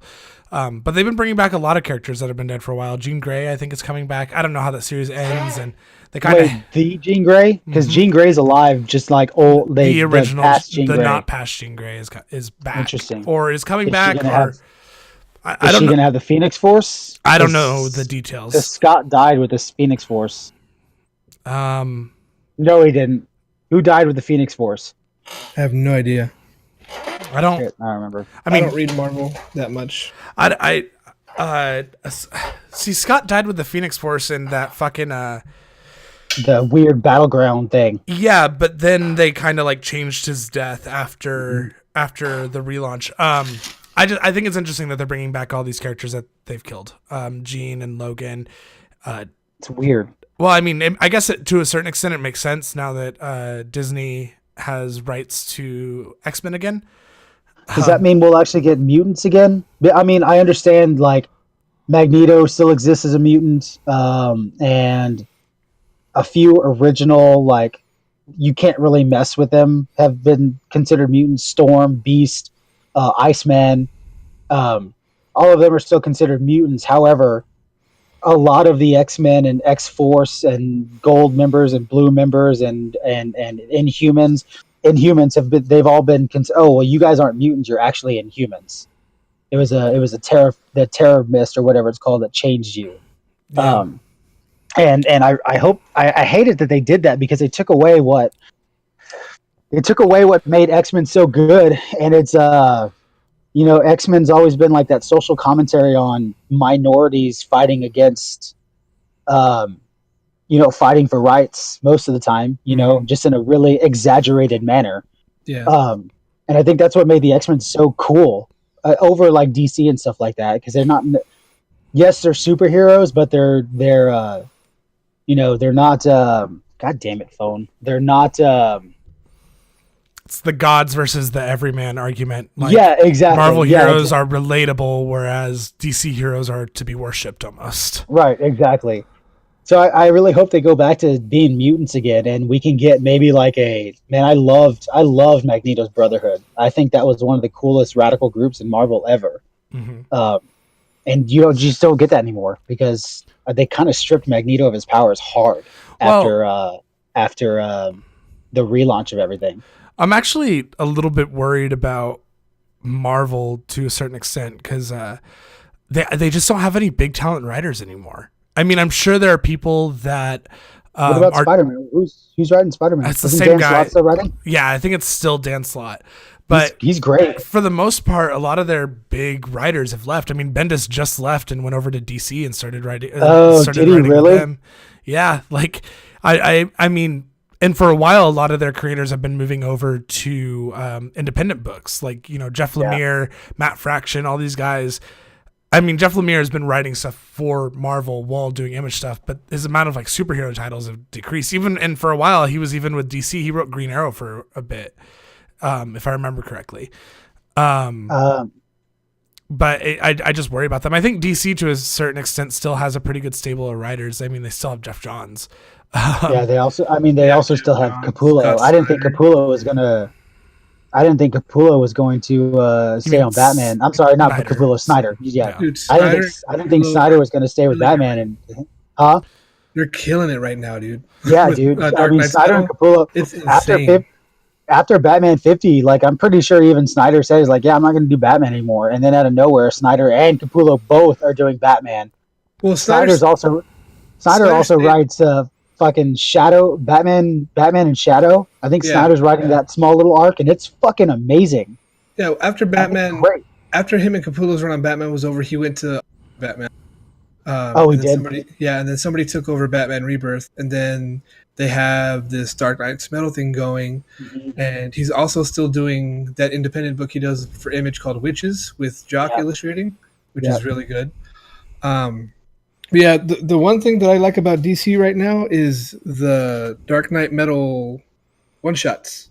Yeah. They're really good. This new character that they created, the Batman Who Laughs, is just a pop culture icon right now. Everybody's talking about this character. It's a Batman that laughs. Trey, if you want to put that on stream right now, dude. Yeah. Is he like a Joker-based Batman? Yeah, it's basically the Joker in a cowl with the trench coat with like a leather band over his eyes with spikes, and he uses these zombified robins to do his bidding. That sounds awesome. Yeah, that's fucking crazy. That sounds fucking great. And then the way Capullo illustrated him is just fucking insane, man. That sounds fucking great. I was literally going to say, man, and this is a perfect world. I wish you could see that kind of storytelling and see, that sounds ridiculous when you say it like, hey, it's a Joker based Batman who uses zombie Robins to do his bidding. It sounds fucking ridiculous, but the guys who they get to write that and draw pull it off so well that it sucks that I said it earlier, my favorite character is Red Hood, and Red Hood and the Outlaws started out fairly well with Bizarro, and there's a couple, it was Jason, Bizarro, is Cheetah one of them? I feel like Cheetah, Starfire was one of them. Starfire, too. Yeah.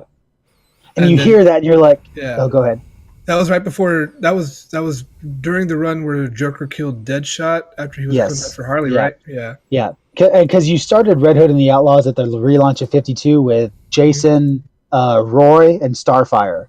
Yeah. I'm sorry, Red Hood, Arsenal, and Starfire, and that whole arc was great. Yep. Because those three characters are so.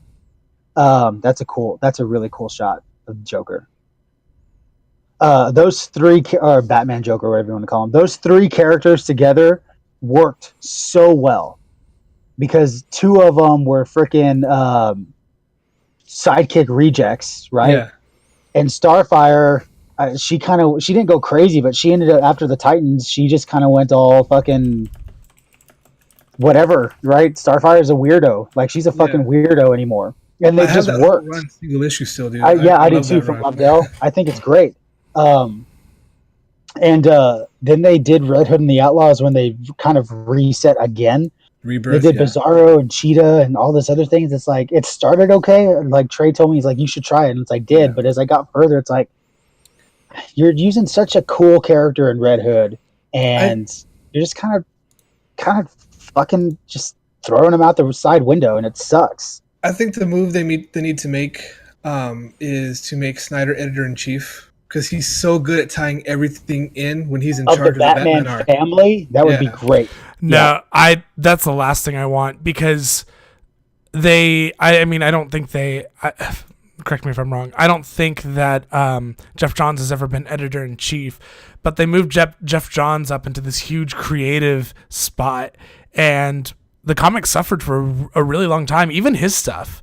Like, there was a while where Jeff Johns' quality just kind of fell because he was working on TV shows, he was working on the movies, he had his hand on pretty much every comic, and pretty much every comic tied into the stuff that he was writing. It made his series like fall really flat. I like that Scott Snyder is kind of like a man at large. He just does what he's going to do, and but the difference in what you're saying, what Rich is saying, Jeff Johns did have a hand in Arrow and what was the other one? Flash. And some of the movies and the Batman movies and some of these other things. He had his hand in a bunch of shit. If Snyder was just head over like the Bat family or the Bat arc or whatever it is, I think it wouldn't be, I say this as a fucking person who doesn't know, but it'd be a lot easier than also having to juggle movies and TV shows too. He's basically doing it now. Yeah, I think if you were to give somebody like Snyder, here's 2 years to tell a story, tie every single person of the Batman universe into this in a way, especially the Bat family, Batman, Nightwing, Red Hood, Damian, Tim, Catwoman, the Rogue, all the Rogues, tie these people into this thing. And you have 2 years to tell this story. I think he'd be able to fucking pull it off insanely well. Well, that's what he did with Death of the Family. Yeah, but that's the exact same thing he did with Death of the Family. But in all the stuff that he's done for Batman, he hasn't needed to be editor-in-chief to make other people like get into his work. Like everyone has been tied into his shit without him having to be in charge. I think what makes a good editor-in-chief isn't necessarily a person that can tell really good stories. I think it's someone that trusts the writers to tell the stories. And I would rather see Dan Slott continuing to crank out these awesome books than to see him like in charge of everything, because he's already proven like his ideas are so good every other writer will fall in with him. But Dan Slott writes Spider-Man. I didn't mean Dan Slott, I meant fucking Scott Snyder. What is Jim Lee doing? Is he still in charge of DCLA? Jim Lee doesn't have to do shit because he's rich. I don't know what Jim Lee's in charge of. I think the last time I heard him on a podcast, he said that he was doing something with DCLA. That's another like kind of sad thing is they put Jim Lee, not sad, I mean, I'm sure the books were better for it, but they put Jim Lee in charge of a bunch of shit, and then we didn't really see his art for a while. And then when we did see his art, like at the beginning of New 52, sometimes it was great and other times it looked extremely rushed. It wasn't the same kind of quality that we had seen. That Suicide Squad #1 Harley Quinn cover that he drew is so good. Yeah. I mean, just in like the first issue of just that first story arc in Justice League from New 52, it's one of the prettiest Justice League books that's ever existed. I would like to say, we went to Heroes and Fantasies yesterday, and I walked around the new comic books, and I am so glad that we're getting back to an art style in majorly printed comics that are comics again, and not that art style where they're trying so hard to make everything look super realistic or have this weird stylized version of these characters.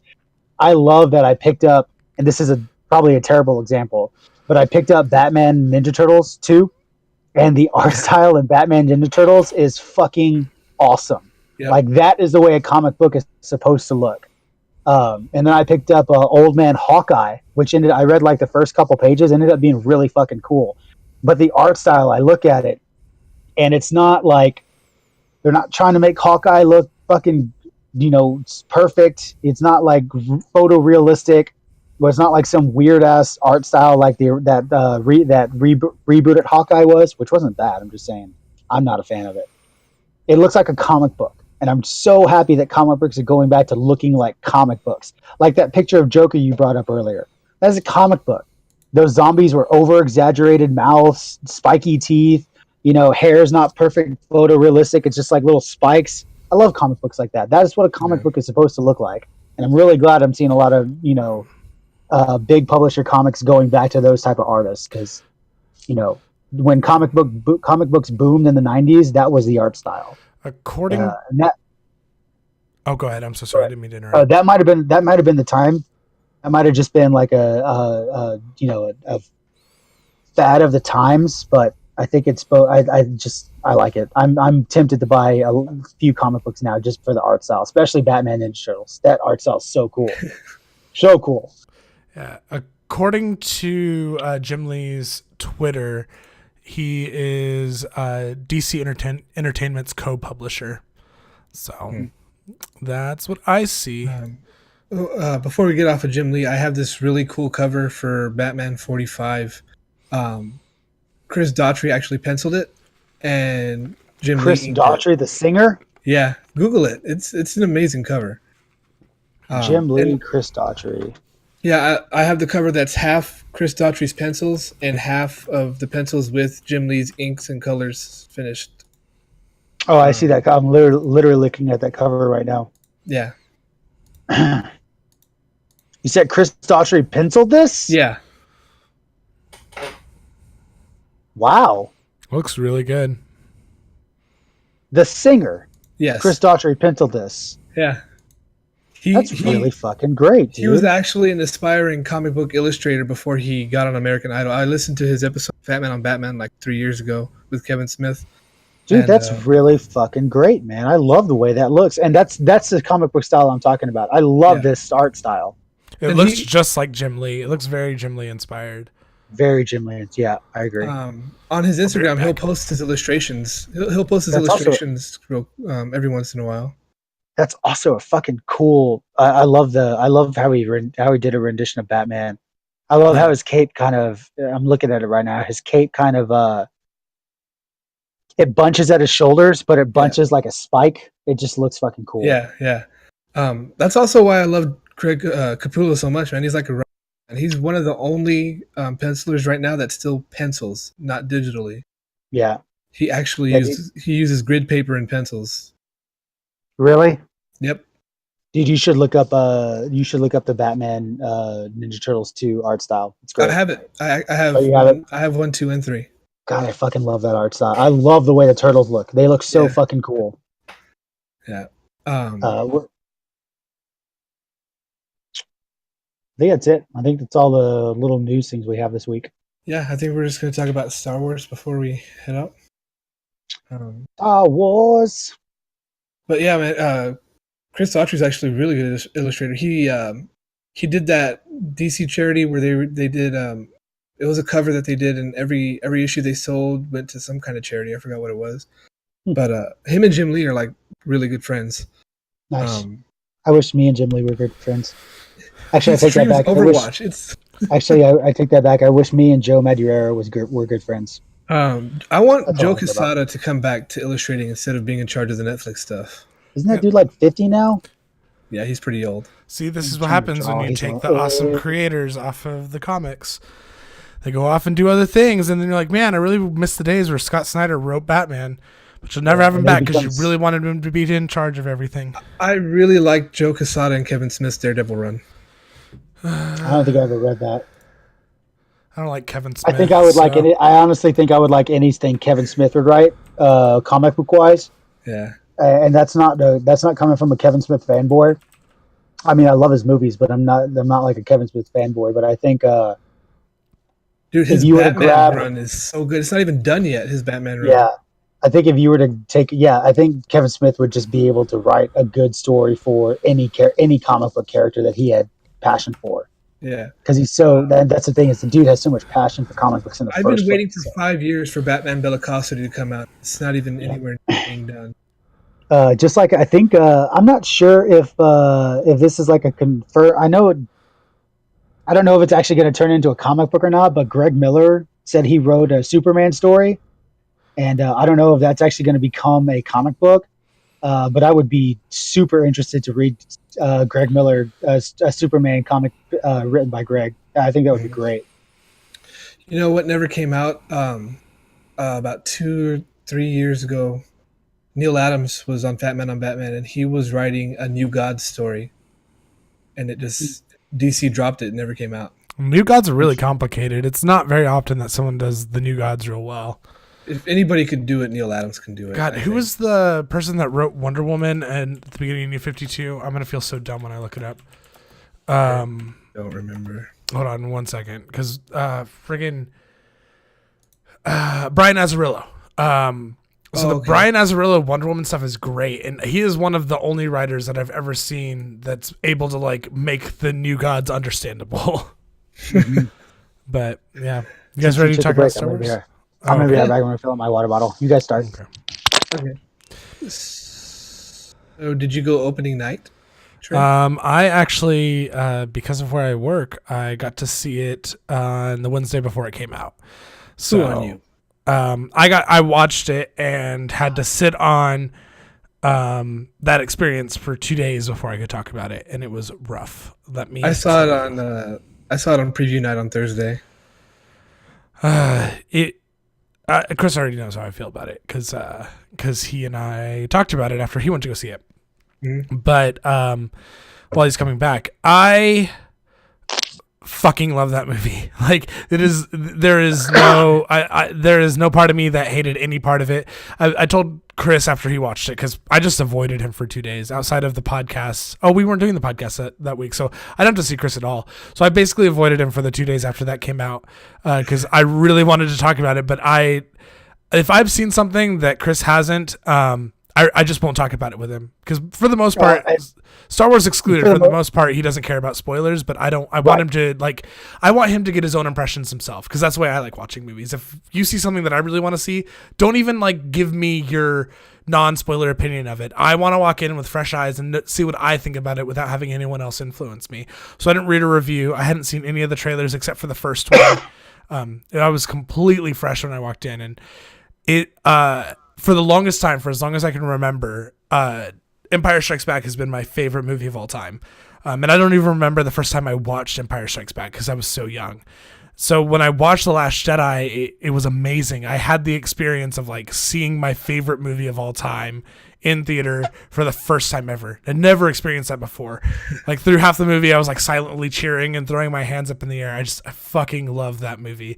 And it was so depressing to see the internet backlash against it, the day it came out, because I didn't see it coming at all. I didn't expect it. Since this is the first time I've really talked about Star Wars to y'all too, I'm not really. I watched all the movies, but I love Star Wars, but I never read any of the extended stuff, so I don't really know too much of that. But I'm as big a fan of the movies as you can get. Y'all are gonna think I'm weird. I love the prequels. We both love the prequels. Weird. I number. No shit. Revenge of the Sith is number 3 on my list. It's number 3 on so number. I'm sorry. 4. Number 4 on my list. Number 4 or 5 on my list now, because I'll have to look. Actually, I put it on Twitter. Okay, should we all give our list real quick then, so everybody knows? Yeah. Oh yeah, we can totally do that. Well, Chris, you go first. Okay, I got it. Here we go. Last Jedi's number 1. Mm-hmm. Return of the Jedi's number 2.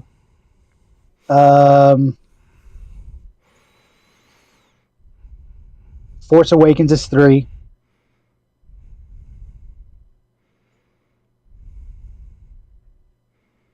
Revenge of the Sith is 4. Number 5 is Empire. Have I said Jedi yet? I said Jedi on 3, right? Okay. Empire's 5, and then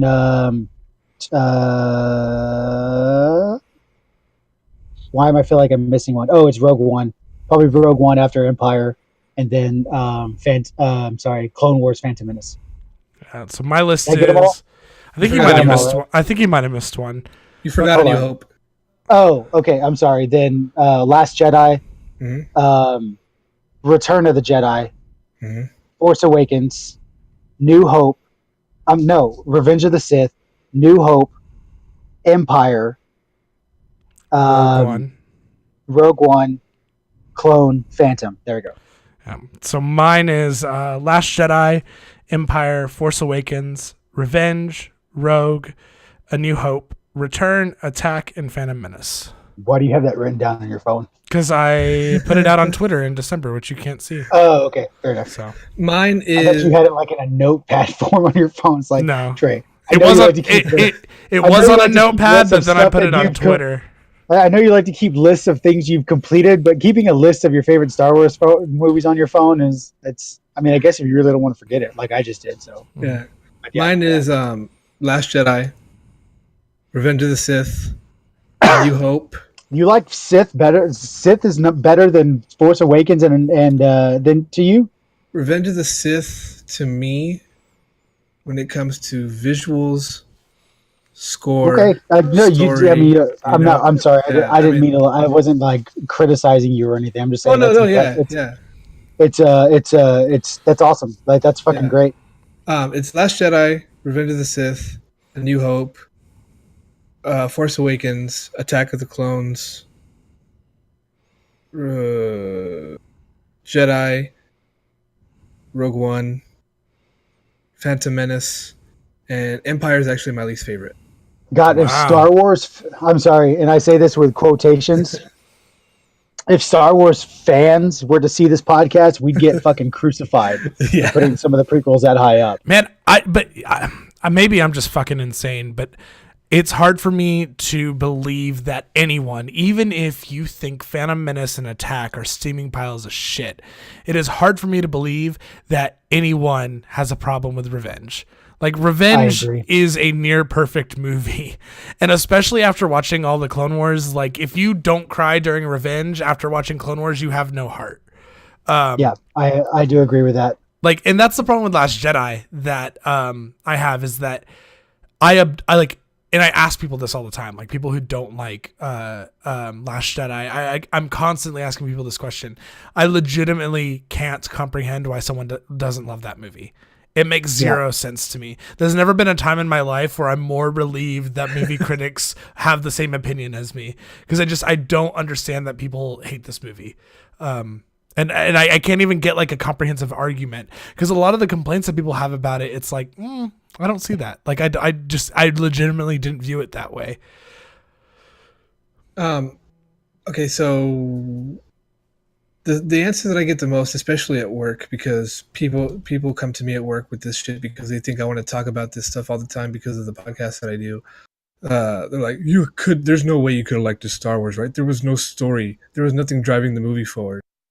What is that? There's Is that really literally- a complaint? I was like, I told him there's literally a giant Star Destroyer chasing the good guys across space at a slow rate of speed while the good guys wait to run out of fuel. That is what's driving the movie forward. It's literally a chase. Yeah, but I goes mean, slow. and even then, that's not a sure. I think that's an aspect to the movie, and I think that's what drives Poe, Finn, Leia's. I think that's what drives their story. But I think the biggest part of this is the dichotomy between Rey and Kylo throughout the entire fucking film. Yeah. Like the interactions between Rey and Kylo. Did we drop our stream? It's like all loading and shit. I mean, there it goes. No, we're good. No, we're Okay. good. The dichotomy and the interaction between Kylo and Rey throughout this entire film is setting up this universe that has existed for years. Since 1977, you have heard about the Force and what the Force is and what the Force can do. But in no way, shape, or form have you ever seen that in a movie. Any Star Wars movie that's ever been on the big screen, you have never been able to see what the Force is. You just know that it's some magic that certain people can use, and that's how it's been delivered throughout the entirety of the Star Wars universe. Even in the prequels, you never really got to see the Force in its, I don't want to say its entirety, but in its I don't know what I'm trying to say. They personified the Force in this one better than anything else. Sure, yes. The Force has actually become something tangible that people can look at and say, "Oh, I get it now." Because number one, I think the most Force we've ever seen be used in the movies, minus the new trilogy, or let's say minus Last Jedi, is possibly like somebody pushing somebody out of the way. Mm-hmm. Or Anakin and Obi-Wan having that little confrontation where they create that Force wave that blows them both back in the Mustafar fight. Maybe Yoda pulling the X-Wing out of the swamp. Yeah. But you go ahead. Outside of the movies and the books, the only place where the Force has ever been really explained. Stop moving your leg. Stop telling me what to do. I'm a free person. The I'm sorry. Anyways, the best place I think that has ever really explained the Force or gone into detail about what it is Rebels and Clone Wars, and I think even Rebels to a higher extent. I think that's the only place, like, without having to read a big book or comic. Like, sure, the most digestible format's probably been the shows. Sure, but Rebels wasn't I was agreeing with you. Oh, okay, sorry. Okay, yeah. So yeah, for the most part, you don't get to see what the Force is, and now you actually got to see, especially with Rey's story arc, what the Force can actually do. Right, when she actually, and for the most part, I love the fact that this is happening. Rey is, for the most part, from what we've seen, as good as a person can be. She wants to do the right thing. She wants to be that. She wanted to be that person that became a Jedi and did the right thing and stood up for good and defeated evil, right? So she goes there and she still has that ideal in her head, but throughout the entire thing, she keeps accepting the dark side over and over and over again, going down into the pit, doing some of the things and saying some of the things to Luke, accepting Kylo in her visions. You know what I mean? She keeps going to the dark side and doing these things that are, to the Jedi, would be 100% forbidden, but she's still that righteous justice warrior.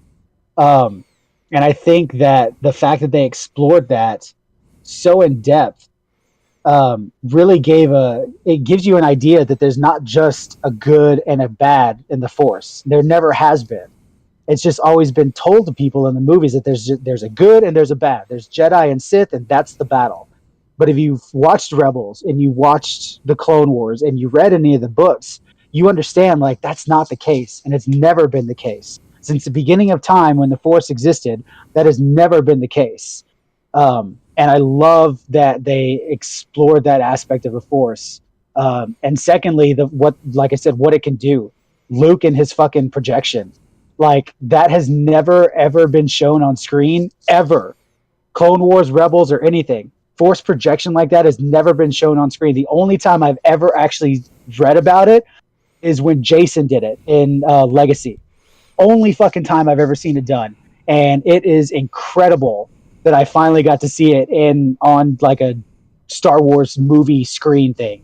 I literally, I got teary-eyed when it dawned on me that Luke was projecting. I got so fucking excited that was happening at that moment. Rich, I think you might have froze. Rich? Oh yeah, he looks frozen. Rich, come back to us. Where are you, Rich? That's a really funny way for him to freeze. You'd think the call would just get dropped, but nope. I'm going to try to mimic it. Oh, there he goes. He's gone. Damn, I was trying to mimic it. Oh, he's back, but there's no video. Oh yeah, there's no video on you, Rich. I'm coming. I bet, guys. Oh, Okay. Hooray! hi, Rich. It said Discord needed more minerals. I don't know what that means. Weird. Minerals. Yeah. Give it a rock. I was about to ask you, Chris. So for the people that might not know what you're talking about, why did Luke have short hair when Leia saw him and when Kylo saw him? A person who's force projecting, at least from my understanding, this might change in the movies. the way you a person who's force projecting can essentially make people see exactly what that person for force projection wants them to see. So if you paid attention, Luke actually looked a bit older in the Leia scene. Not much, but he looked a bit older when he was talking to Leia and touching Leia and touched her face or whatever that happened in that scene. Yeah. Luke was a bit older, but then when he got to Kylo, he just looked a lot younger. You know, for the most part, he looked like Return of the Jedi Luke with a beard. But he looked a lot. It was an intimidation tactic. He tried to replicate what he looked like when he was younger, because that was the Luke that Kylo saw try to kill him. So maybe not intimidation, but more of a just trying to play with his emotions, I guess. Yeah, I think it was more of a maybe intimidation might be the best word. There might not be a better word, but more of like a. He knew that would get Kylo's goat. Right, that was the best way to get Kylo to concentrate everything on him, because that was the last thing Kylo ever saw was Luke that looked like that. Yeah, okay. And I think him using the Anakin's lightsaber was even a step forward to show Kylo that I'm using your grandfather's, the guy you look up to, the guy you're trying to be. Here's his lightsaber. So yeah. I don't know. I think it was all around a great movie. I think earlier you were talking about, I think what you're saying was that a lot of people didn't like the movie because of the whole Star Destroyer chasing something down aspect of it.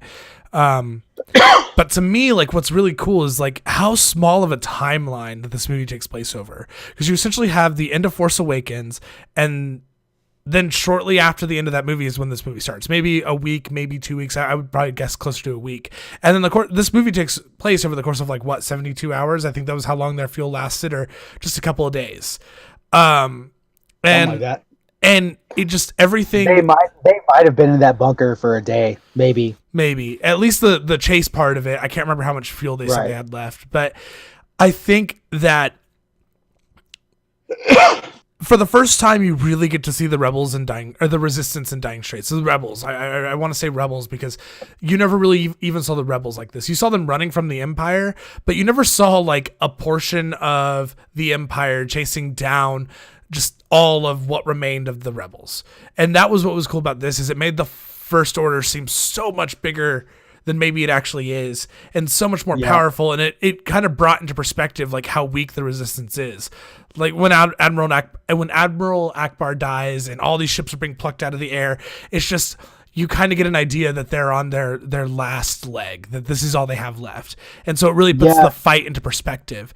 And then I think go ahead.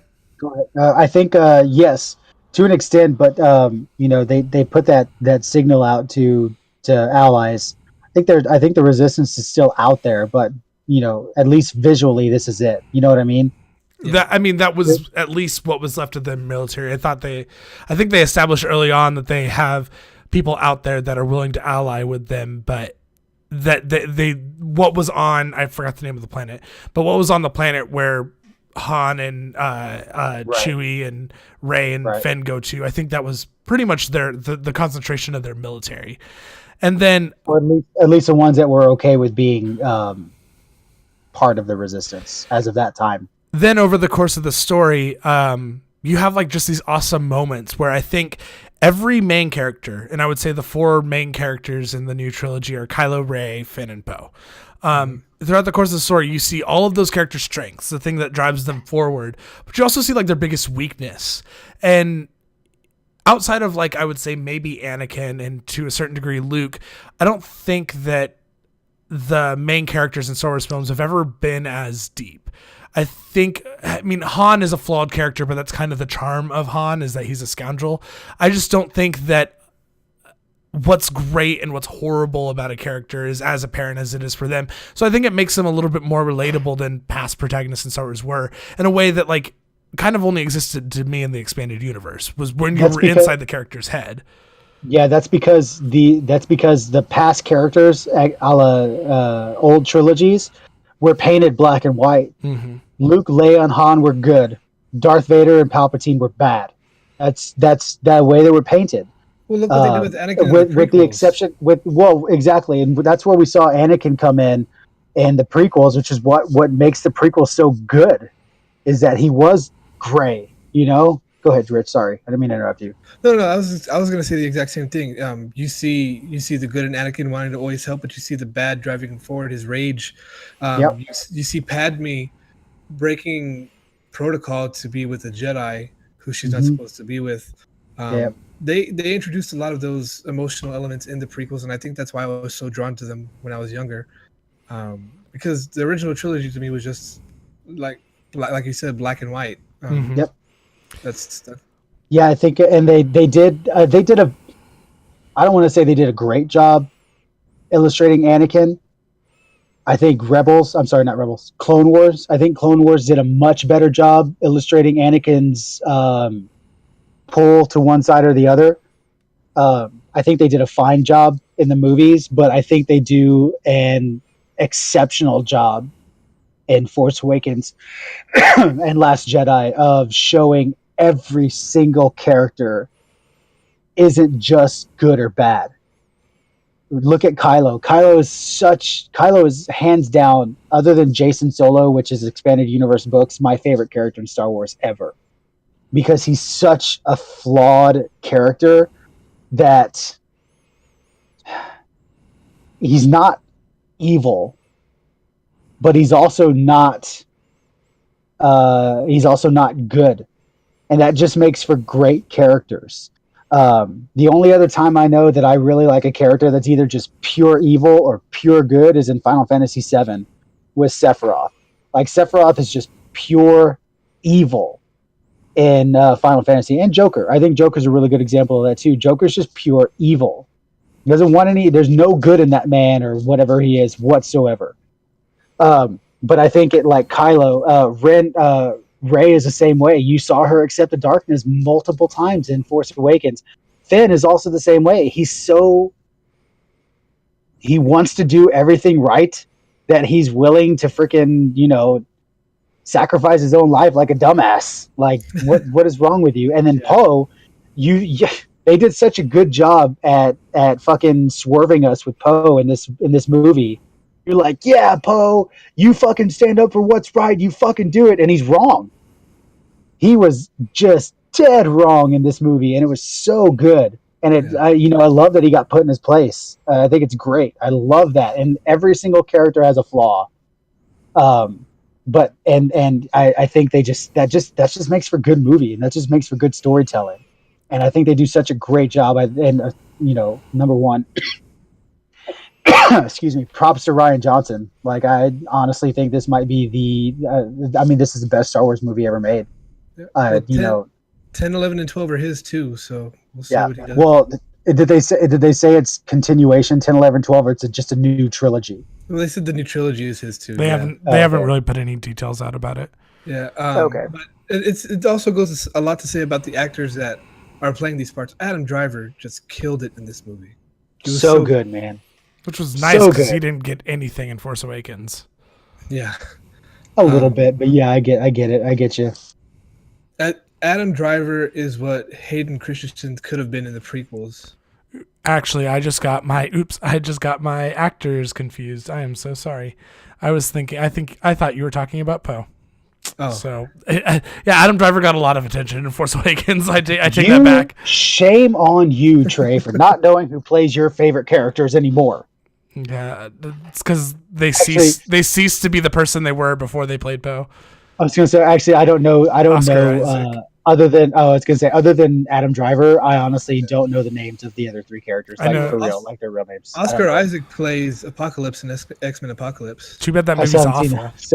Still haven't seen it. can't be that bad. Somebody told me the new Pirates of the Caribbean movie was absolutely garbage, and I thought it was awesome. It's so good. Oh my god. Yeah, I just watched it I on thought it Netflix. was so It's really fucking good. cool, man. I loved fucking Salazar. He was such Yeah. a cool character. Yeah, Anyway, we're getting off track. I think the other thing too, this is kind of like the last reason why I really liked Last Jedi. I had a lot of problems with Force Awakens, and I've talked about this at length on Toxic Radio, but that's not going to stop me. Force Awakens, at first, I have a greater appreciation for it now. It deserves the number 3 spot on my list. But Force Awakens, in a lot of ways, was a big disappointment coming from like the huge Star Wars fan background. Because to me, what made the Star Wars universe always great was, yeah, the movies and the comics and Clone Wars, all that stuff's great. But the expanded universe was always so much more interesting than the movies. The stories that were told outside of the Skywalkers were incredible. And the universe always felt really big. And the prequels especially did a really good job of making the universe feel big. You felt like there were so many stories out there left to be told and so many characters that you just couldn't wait to meet. Like, and those characters existed in the background and got expanded on. Like, Quinlan Vos is one of those characters that was just in the background of Phantom Menace and then turned into this epic character that was legendary among Star Wars fans because of his crazy, like, soap opera like story. And Force Awakens didn't do a whole lot that was original. You had a character who had some lineage that was being hinted at being really big. You had a villain that was very Darth Vader-esque, even though you kind of got hints that he was slightly more complicated.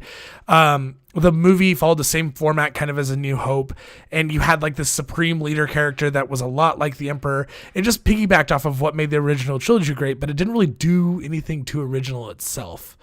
And that's not necessarily a bad thing, but when you come off of, it had been like a really long time since we'd gotten a decent Star Wars story because Disney came in and bombed the EU, ended Clone Wars, and then just shut up for a while until Force Awakens came out. It wasn't until like the Force Friday on the year that Force Awakens came out that we even got our first expanded universe book. And that was a pile of garbage. And Chuck Wendig, you should be ashamed of yourself. So when Force Awakens came out, I was really disappointed. And watching it 2 years later with all the stuff that had come out since then kind of like made up for it, and I was able to appreciate it more. But The Last Jedi went and just kind of nuked all that. It doesn't matter who Rey's parents are. The Supreme Leader isn't the Emperor, and they kind of tossed him out the door. Luke isn't this heroic master of the Force who's waiting to save the day. He's a deep, complicated character who made a tragic mistake. And Kylo isn't just this, Anakin, like watered down Anakin. He's actually more deep than that, more complicated. And he even has bigger ambitions than Darth Vader ever had. And all that stuff just made for the unique Star Wars story that I had been looking for since Disney took over. And I'm excited to see where the last movie in the trilogy kind of ends all this stuff at. Yeah, I said this when you had when you said your spiel about Force Awakens first. And I get that there was kind of a carbon copy of New Hope, and I get that it didn't have a lot of depth. But they're also, I said it then, and I'll say it again, and I still believe in this. They were setting up a new universe that hadn't been touched in over 15 years, or almost 15 years, and they're setting up a new universe for kids, and they're setting up a new universe for brand new Star Wars people that have never even touched Star Wars before. So, to Star Wars fans like you and I, sure, I wanted a deeper story in Force Awakens, but I totally understand why it wasn't The Last Jedi. You know what I mean? I would be really. I get why it was. Oh, I get why they did it like they did. But yeah. I would be really curious to see if J.J. Abrams had directed this movie, if it would have blown me away like this one did. And that's something against JJ. Abrams is doing 9. So I know he's doing 9, but from what I've seen from a little bit of the talk coming out of Last Jedi, I've heard rumors that this wasn't the direction that J.J. Abrams saw these films going when he was doing Force Awakens. So I almost wonder if it would have taken as radical of a shift. I mean, if Force Awakens is straight up, Star Wars by the books, Last Jedi is Star Wars off the rails, Like it seems really different than the story that J.J. Abrams was trying to tell. And even if J.J. Abrams had told another by the book Star Wars story with Last Jedi, I don't think that I think that the surrounding media and the surrounding stories that are being told would have made me appreciate it just as much as I appreciate Force Awakens, 2-3 years later. So I think Ryan Johnson did a really good job of, like Chris said earlier, with the EU, and like you said too, was getting away from the Skywalkers. It seems the direction he took this movie. We're going away from the Skywalkers, and we're going more towards Force-sensitive characters. Just random Force-sensitive characters, like the little kid at the spoilers, like the little kid at the end. Well, they're showing that it's not. Again, they're showing that it's. You don't have to be a Skywalker to be Force sensitive. You don't have to be this. You don't have to be descendant from fucking Jedi's to be Force sensitive. In the golden age of Jedi, they used holocrons to find these kids that are Force sensitive, and they went and, for the most part, fucking child abduction services fucking abducted them from their families and took them into training. Yeah, like Qui-Gon. One of the he was older, so he had the choice. One of the criticisms I saw for Last Jedi was that last scene where the boy pulls the broom of the Force is so stupid. How do we even know that his parents are Jedi? And I was like, I don't think you understand the Star Wars universe. Nobody's parents are Jedis. Jedis are like the gays of the sci-fi universe. They exist because they come from normal people. What? I don't think I understand that comparison, but we'll go with it. Gay dudes can't make a gay baby. Just like Jedi can't really make a Jedi baby because Jedi weren't allowed to get married and have children.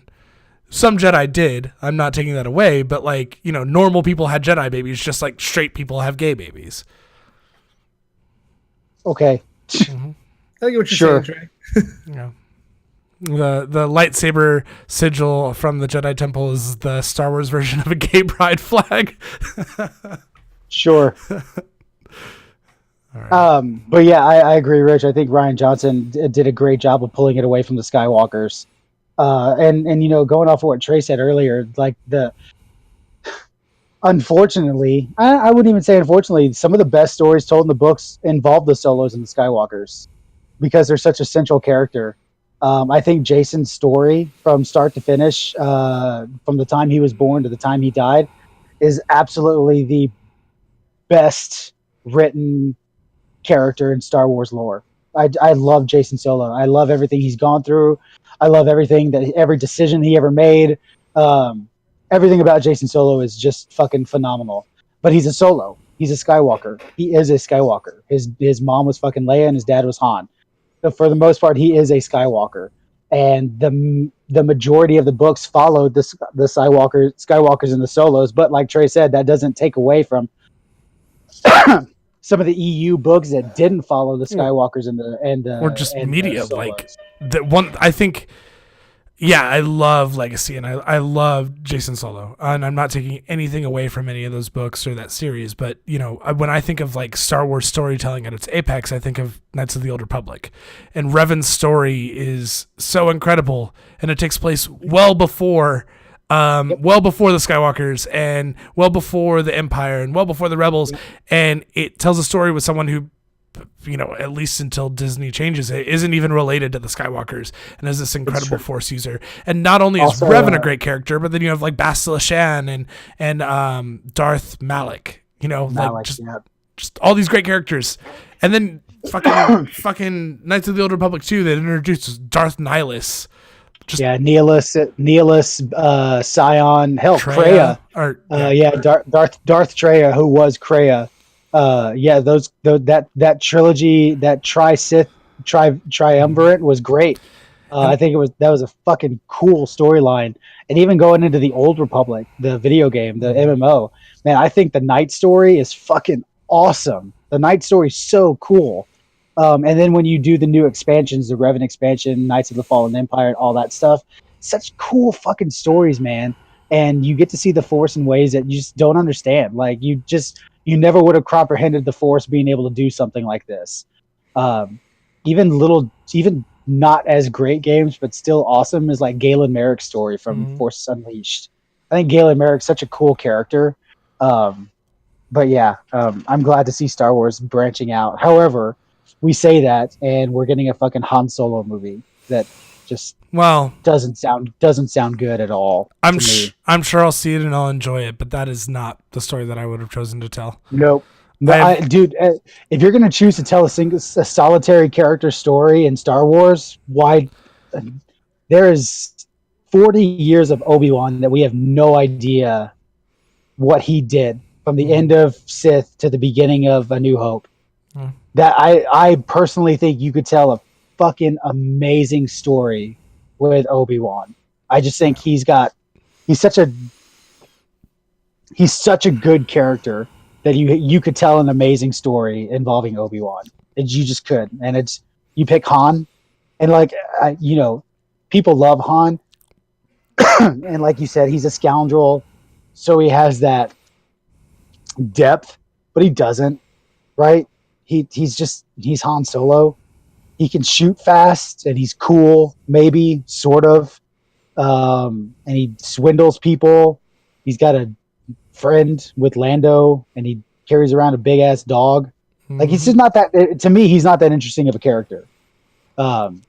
He never was. I mean, and I'm sure it'll be fine. Like it's one of, like, fucking Rogue One blew me away, and I really didn't believe that Rogue One would work as well as it did, and I love that movie. Which we don't have to wait that long to see Solo. I believe it comes out in May. I thought it was next year. No, it's May of this year. That's what it says on the poster in front of Alamo Drafthouse. That's cool. That's cool. I've always said I'd like to see an Obi-Wan movie, and my ideal casting for young Obi-Wan. I know he's not a necessarily young actor, but I think Michael Fassbender could do something. With but I mean, if you're gonna make an Obi-Wan movie, you have to make it set after Sith. You have to. Okay. After he drops off Leia, off Leia and Luke to Ben and what's Ben's wife's name? I wanted to say May, and that was totally not it starts right. with an Oba. Damn it, I can't remember. Baru. Uncle Ben and Aunt Baru. Nope, Uncle Owen. Uncle Owen. Yes, sorry, Owen. I would assume you would have to set it there, and you set it to Obi-Wan trying to avoid the Empire for the most part, as best as he can, helping Yoda, getting in contact with Yoda again, possibly running into Kylan Voss, I think would be awesome, because Quinlan's still alive after all that happens. Possibly Obi-Wan having a way to maybe communicate with the Jedi. And finally, now that I'm talking it out, we saw the Jedi Temple destroyed in Sith, but you never really see the Jedi Order disbanded. I think Obi-Wan's story would be disbanding the Jedi Order. And I think that would be a really cool movie to see. Yeah. And of course, it's Ewan McGregor. Yeah. You can't not do Ewan McGregor. You just can't. I just want to see the Jar Jar origin movie. He starts the movie out as a tadpole. All it is him swimming around going, Misa tadpole. And he just runs around. Oh my God, all right, guys. Terrible. I need to go soon. Yeah, I need to. Tobias actually woke up for some reason, so I'm gonna have to cut it too. Hey, dude. I need to watch Critical Role. Oh, are you watching the new campaign already? No, I'm catching up on the old campaign. See, I watched episode 1, but I watched episode 1, but episode 2's not out yet. I'm listening to the old campaign, and I on Thursdays when they release the new campaign, I'll listen to that so I can be caught. Yeah, I'm on episode 80 right now, where they are fighting Raishan. You guys have no idea who that is. Yeah, no spoilers. That's where I'm only on episode 8 of the old campaign. Yeah, me saying a name named Raishan is not a spoiler. Spoilers. You have no idea who Raishan is. Cool. Anyway, that's where I'm at. I'm 80. I've got like a whole years to watch, so I'm very much looking forward to the next 5 months it takes me to watch this damn TV show. I get through 2 episodes a day at work. I tried listening to the podcast last night and I don't like it. I have to watch it. I don't like listening to it like that. I think that's why I like being a DM though, because I can visualize this stuff as Mercer's describing it. You know what I mean? I can do that, but my point being is I like because the podcast is kind of condensed. Yeah. They don't take out a ton of important things, but I like the I love watching the actors and their just stupidness that they take out of the podcast. Yeah, I'd like to see Travis do Grog's voice once in a while, but I listen to it all audio. So yeah, dude, I fucking love Travis and Grog. Fucking Grog and Scanlan are fucking awesome. Anyway, yeah, I'm gonna watch Critical Role. Well, if y'all like this new format, let us know in the comments of the YouTube version or the Twitch version. If you can comment on a Twitch past video, I'm not sure. Get closer to your mic, Rich. You're quiet. Oh, can you hear me now? Oh yeah. Okay, cool. If you like the show, you can follow us on Twitter. I'm at Rich Needs Rez. Trey's at Darth Trey. Chris is at Short Change Hero with the 3 instead of the E in Hero. You can follow these guys' podcast. Just go search for Twin Stick Radio. Are y'all on Google Play yet, Trey? Should be this week. Okay, so Google Play, iTunes, Libsyn, right? If they want to listen. Yeah, twinstick.libsyn.com, or just follow us on Twitter. I usually post a link. Follow them on Twitter. My show, Read Between the Panels, is on a brief hiatus until we get the computer situation figured out. But you can go listen to all our old stuff on iTunes and stuff like that. And also, I'm trying to figure out a way to record our D&D sessions. I think that would be cool. I have idea. I mean, I know a way to record it. It's just a matter of getting get your living room's fairly tight. It's a matter of getting a camera into that. Well, we're thinking about moving that's the TV to the dining room for Oh, okay. I think that was the issue. Yeah. I was going to bring it up. The only problem is with the kids. I was going to say maybe we can start renting a room at Dragon's Lair or something like that once a month or something like that. Just to have more room. Or we could use Studio A. Yeah, maybe we might be able to use Green Records for it. But that's you'd have to bring the kids and all that other stuff. And so I understand why we're having it at the house. Unless you can find babysitters. I don't think I want to pay a babysitter just for D&D. I have 3 kids. Look how badass I look. Fidget spinner. Dude, so my mom bought me and Whitney fidget spinners for Christmas. And guess what I use all the fucking time? Your fidget spinner. Yes. Because Whitney would always make fun of me. Not make fun of me, but point out. I would keep my phone in between my fingers like this. And I would move my phone and my fingers like this all the fucking time. And now that I have this, it's just easy. I just do this all day. Like if I'm in a meeting, I usually have one of these with me. And I've had a couple looks in meetings. It's like, no, seriously, like I would bite somebody's head off if I'm not messing with something. So this is good for me. All right, guys. Well, also, one last thing is this is Rich and I's thing, but if you enjoyed the wrestling talk, Trey can totally be a part of it too. If you enjoyed the wrestling talk, let us know because we can 100% make a much better structured wrestling podcast because Rich and I have a shit ton to talk about when it comes to wrestling. Because we're always watching, at least I'm always watching New Japan, Ring of Honor. I try to catch PGW and Gorilla when I can see matches. PWG, sorry, and we're always caught up with WWE. So we always have opinions for stuff like that. So if you want to see us talk wrestling, let us know. We'll try to work something out. Just be aware that for the next 2.5 months, we will be talking about WrestleMania stuff. Yeah, we will because it's the road to WrestleMania. Yeah, I've been telling you guys, you need to start Big Red and Barbacoa. It'd be good. Yeah. But if you like the wrestling talk, guys, let us know. We'll do something to get you guys involved. Maybe make fucking Bullet Club inspired T-shirts, but it just says fucking RCW podcast or something like that. Kenny Bolin already did that, and he gets killed on Twitter for it. Damn, never mind. We're not gonna do that. He calls it the Bowling Club. No, the Bowling Alley. Ooh, sorry. Well, no, we're not gonna copy that. But what we could do but is the logo's the same and everything. It's so stupid. Oh no, but remember the old purple Macho Man shirts? Yeah. Dude, we can copy that. I would like to copy that. That'd be badass. Cool. Yeah. Anyway, take us out again. Yeah, whatever. I don't know how to end it. Bye, guys. Yeah, bye. I'm not going to say Guardian down anymore. So.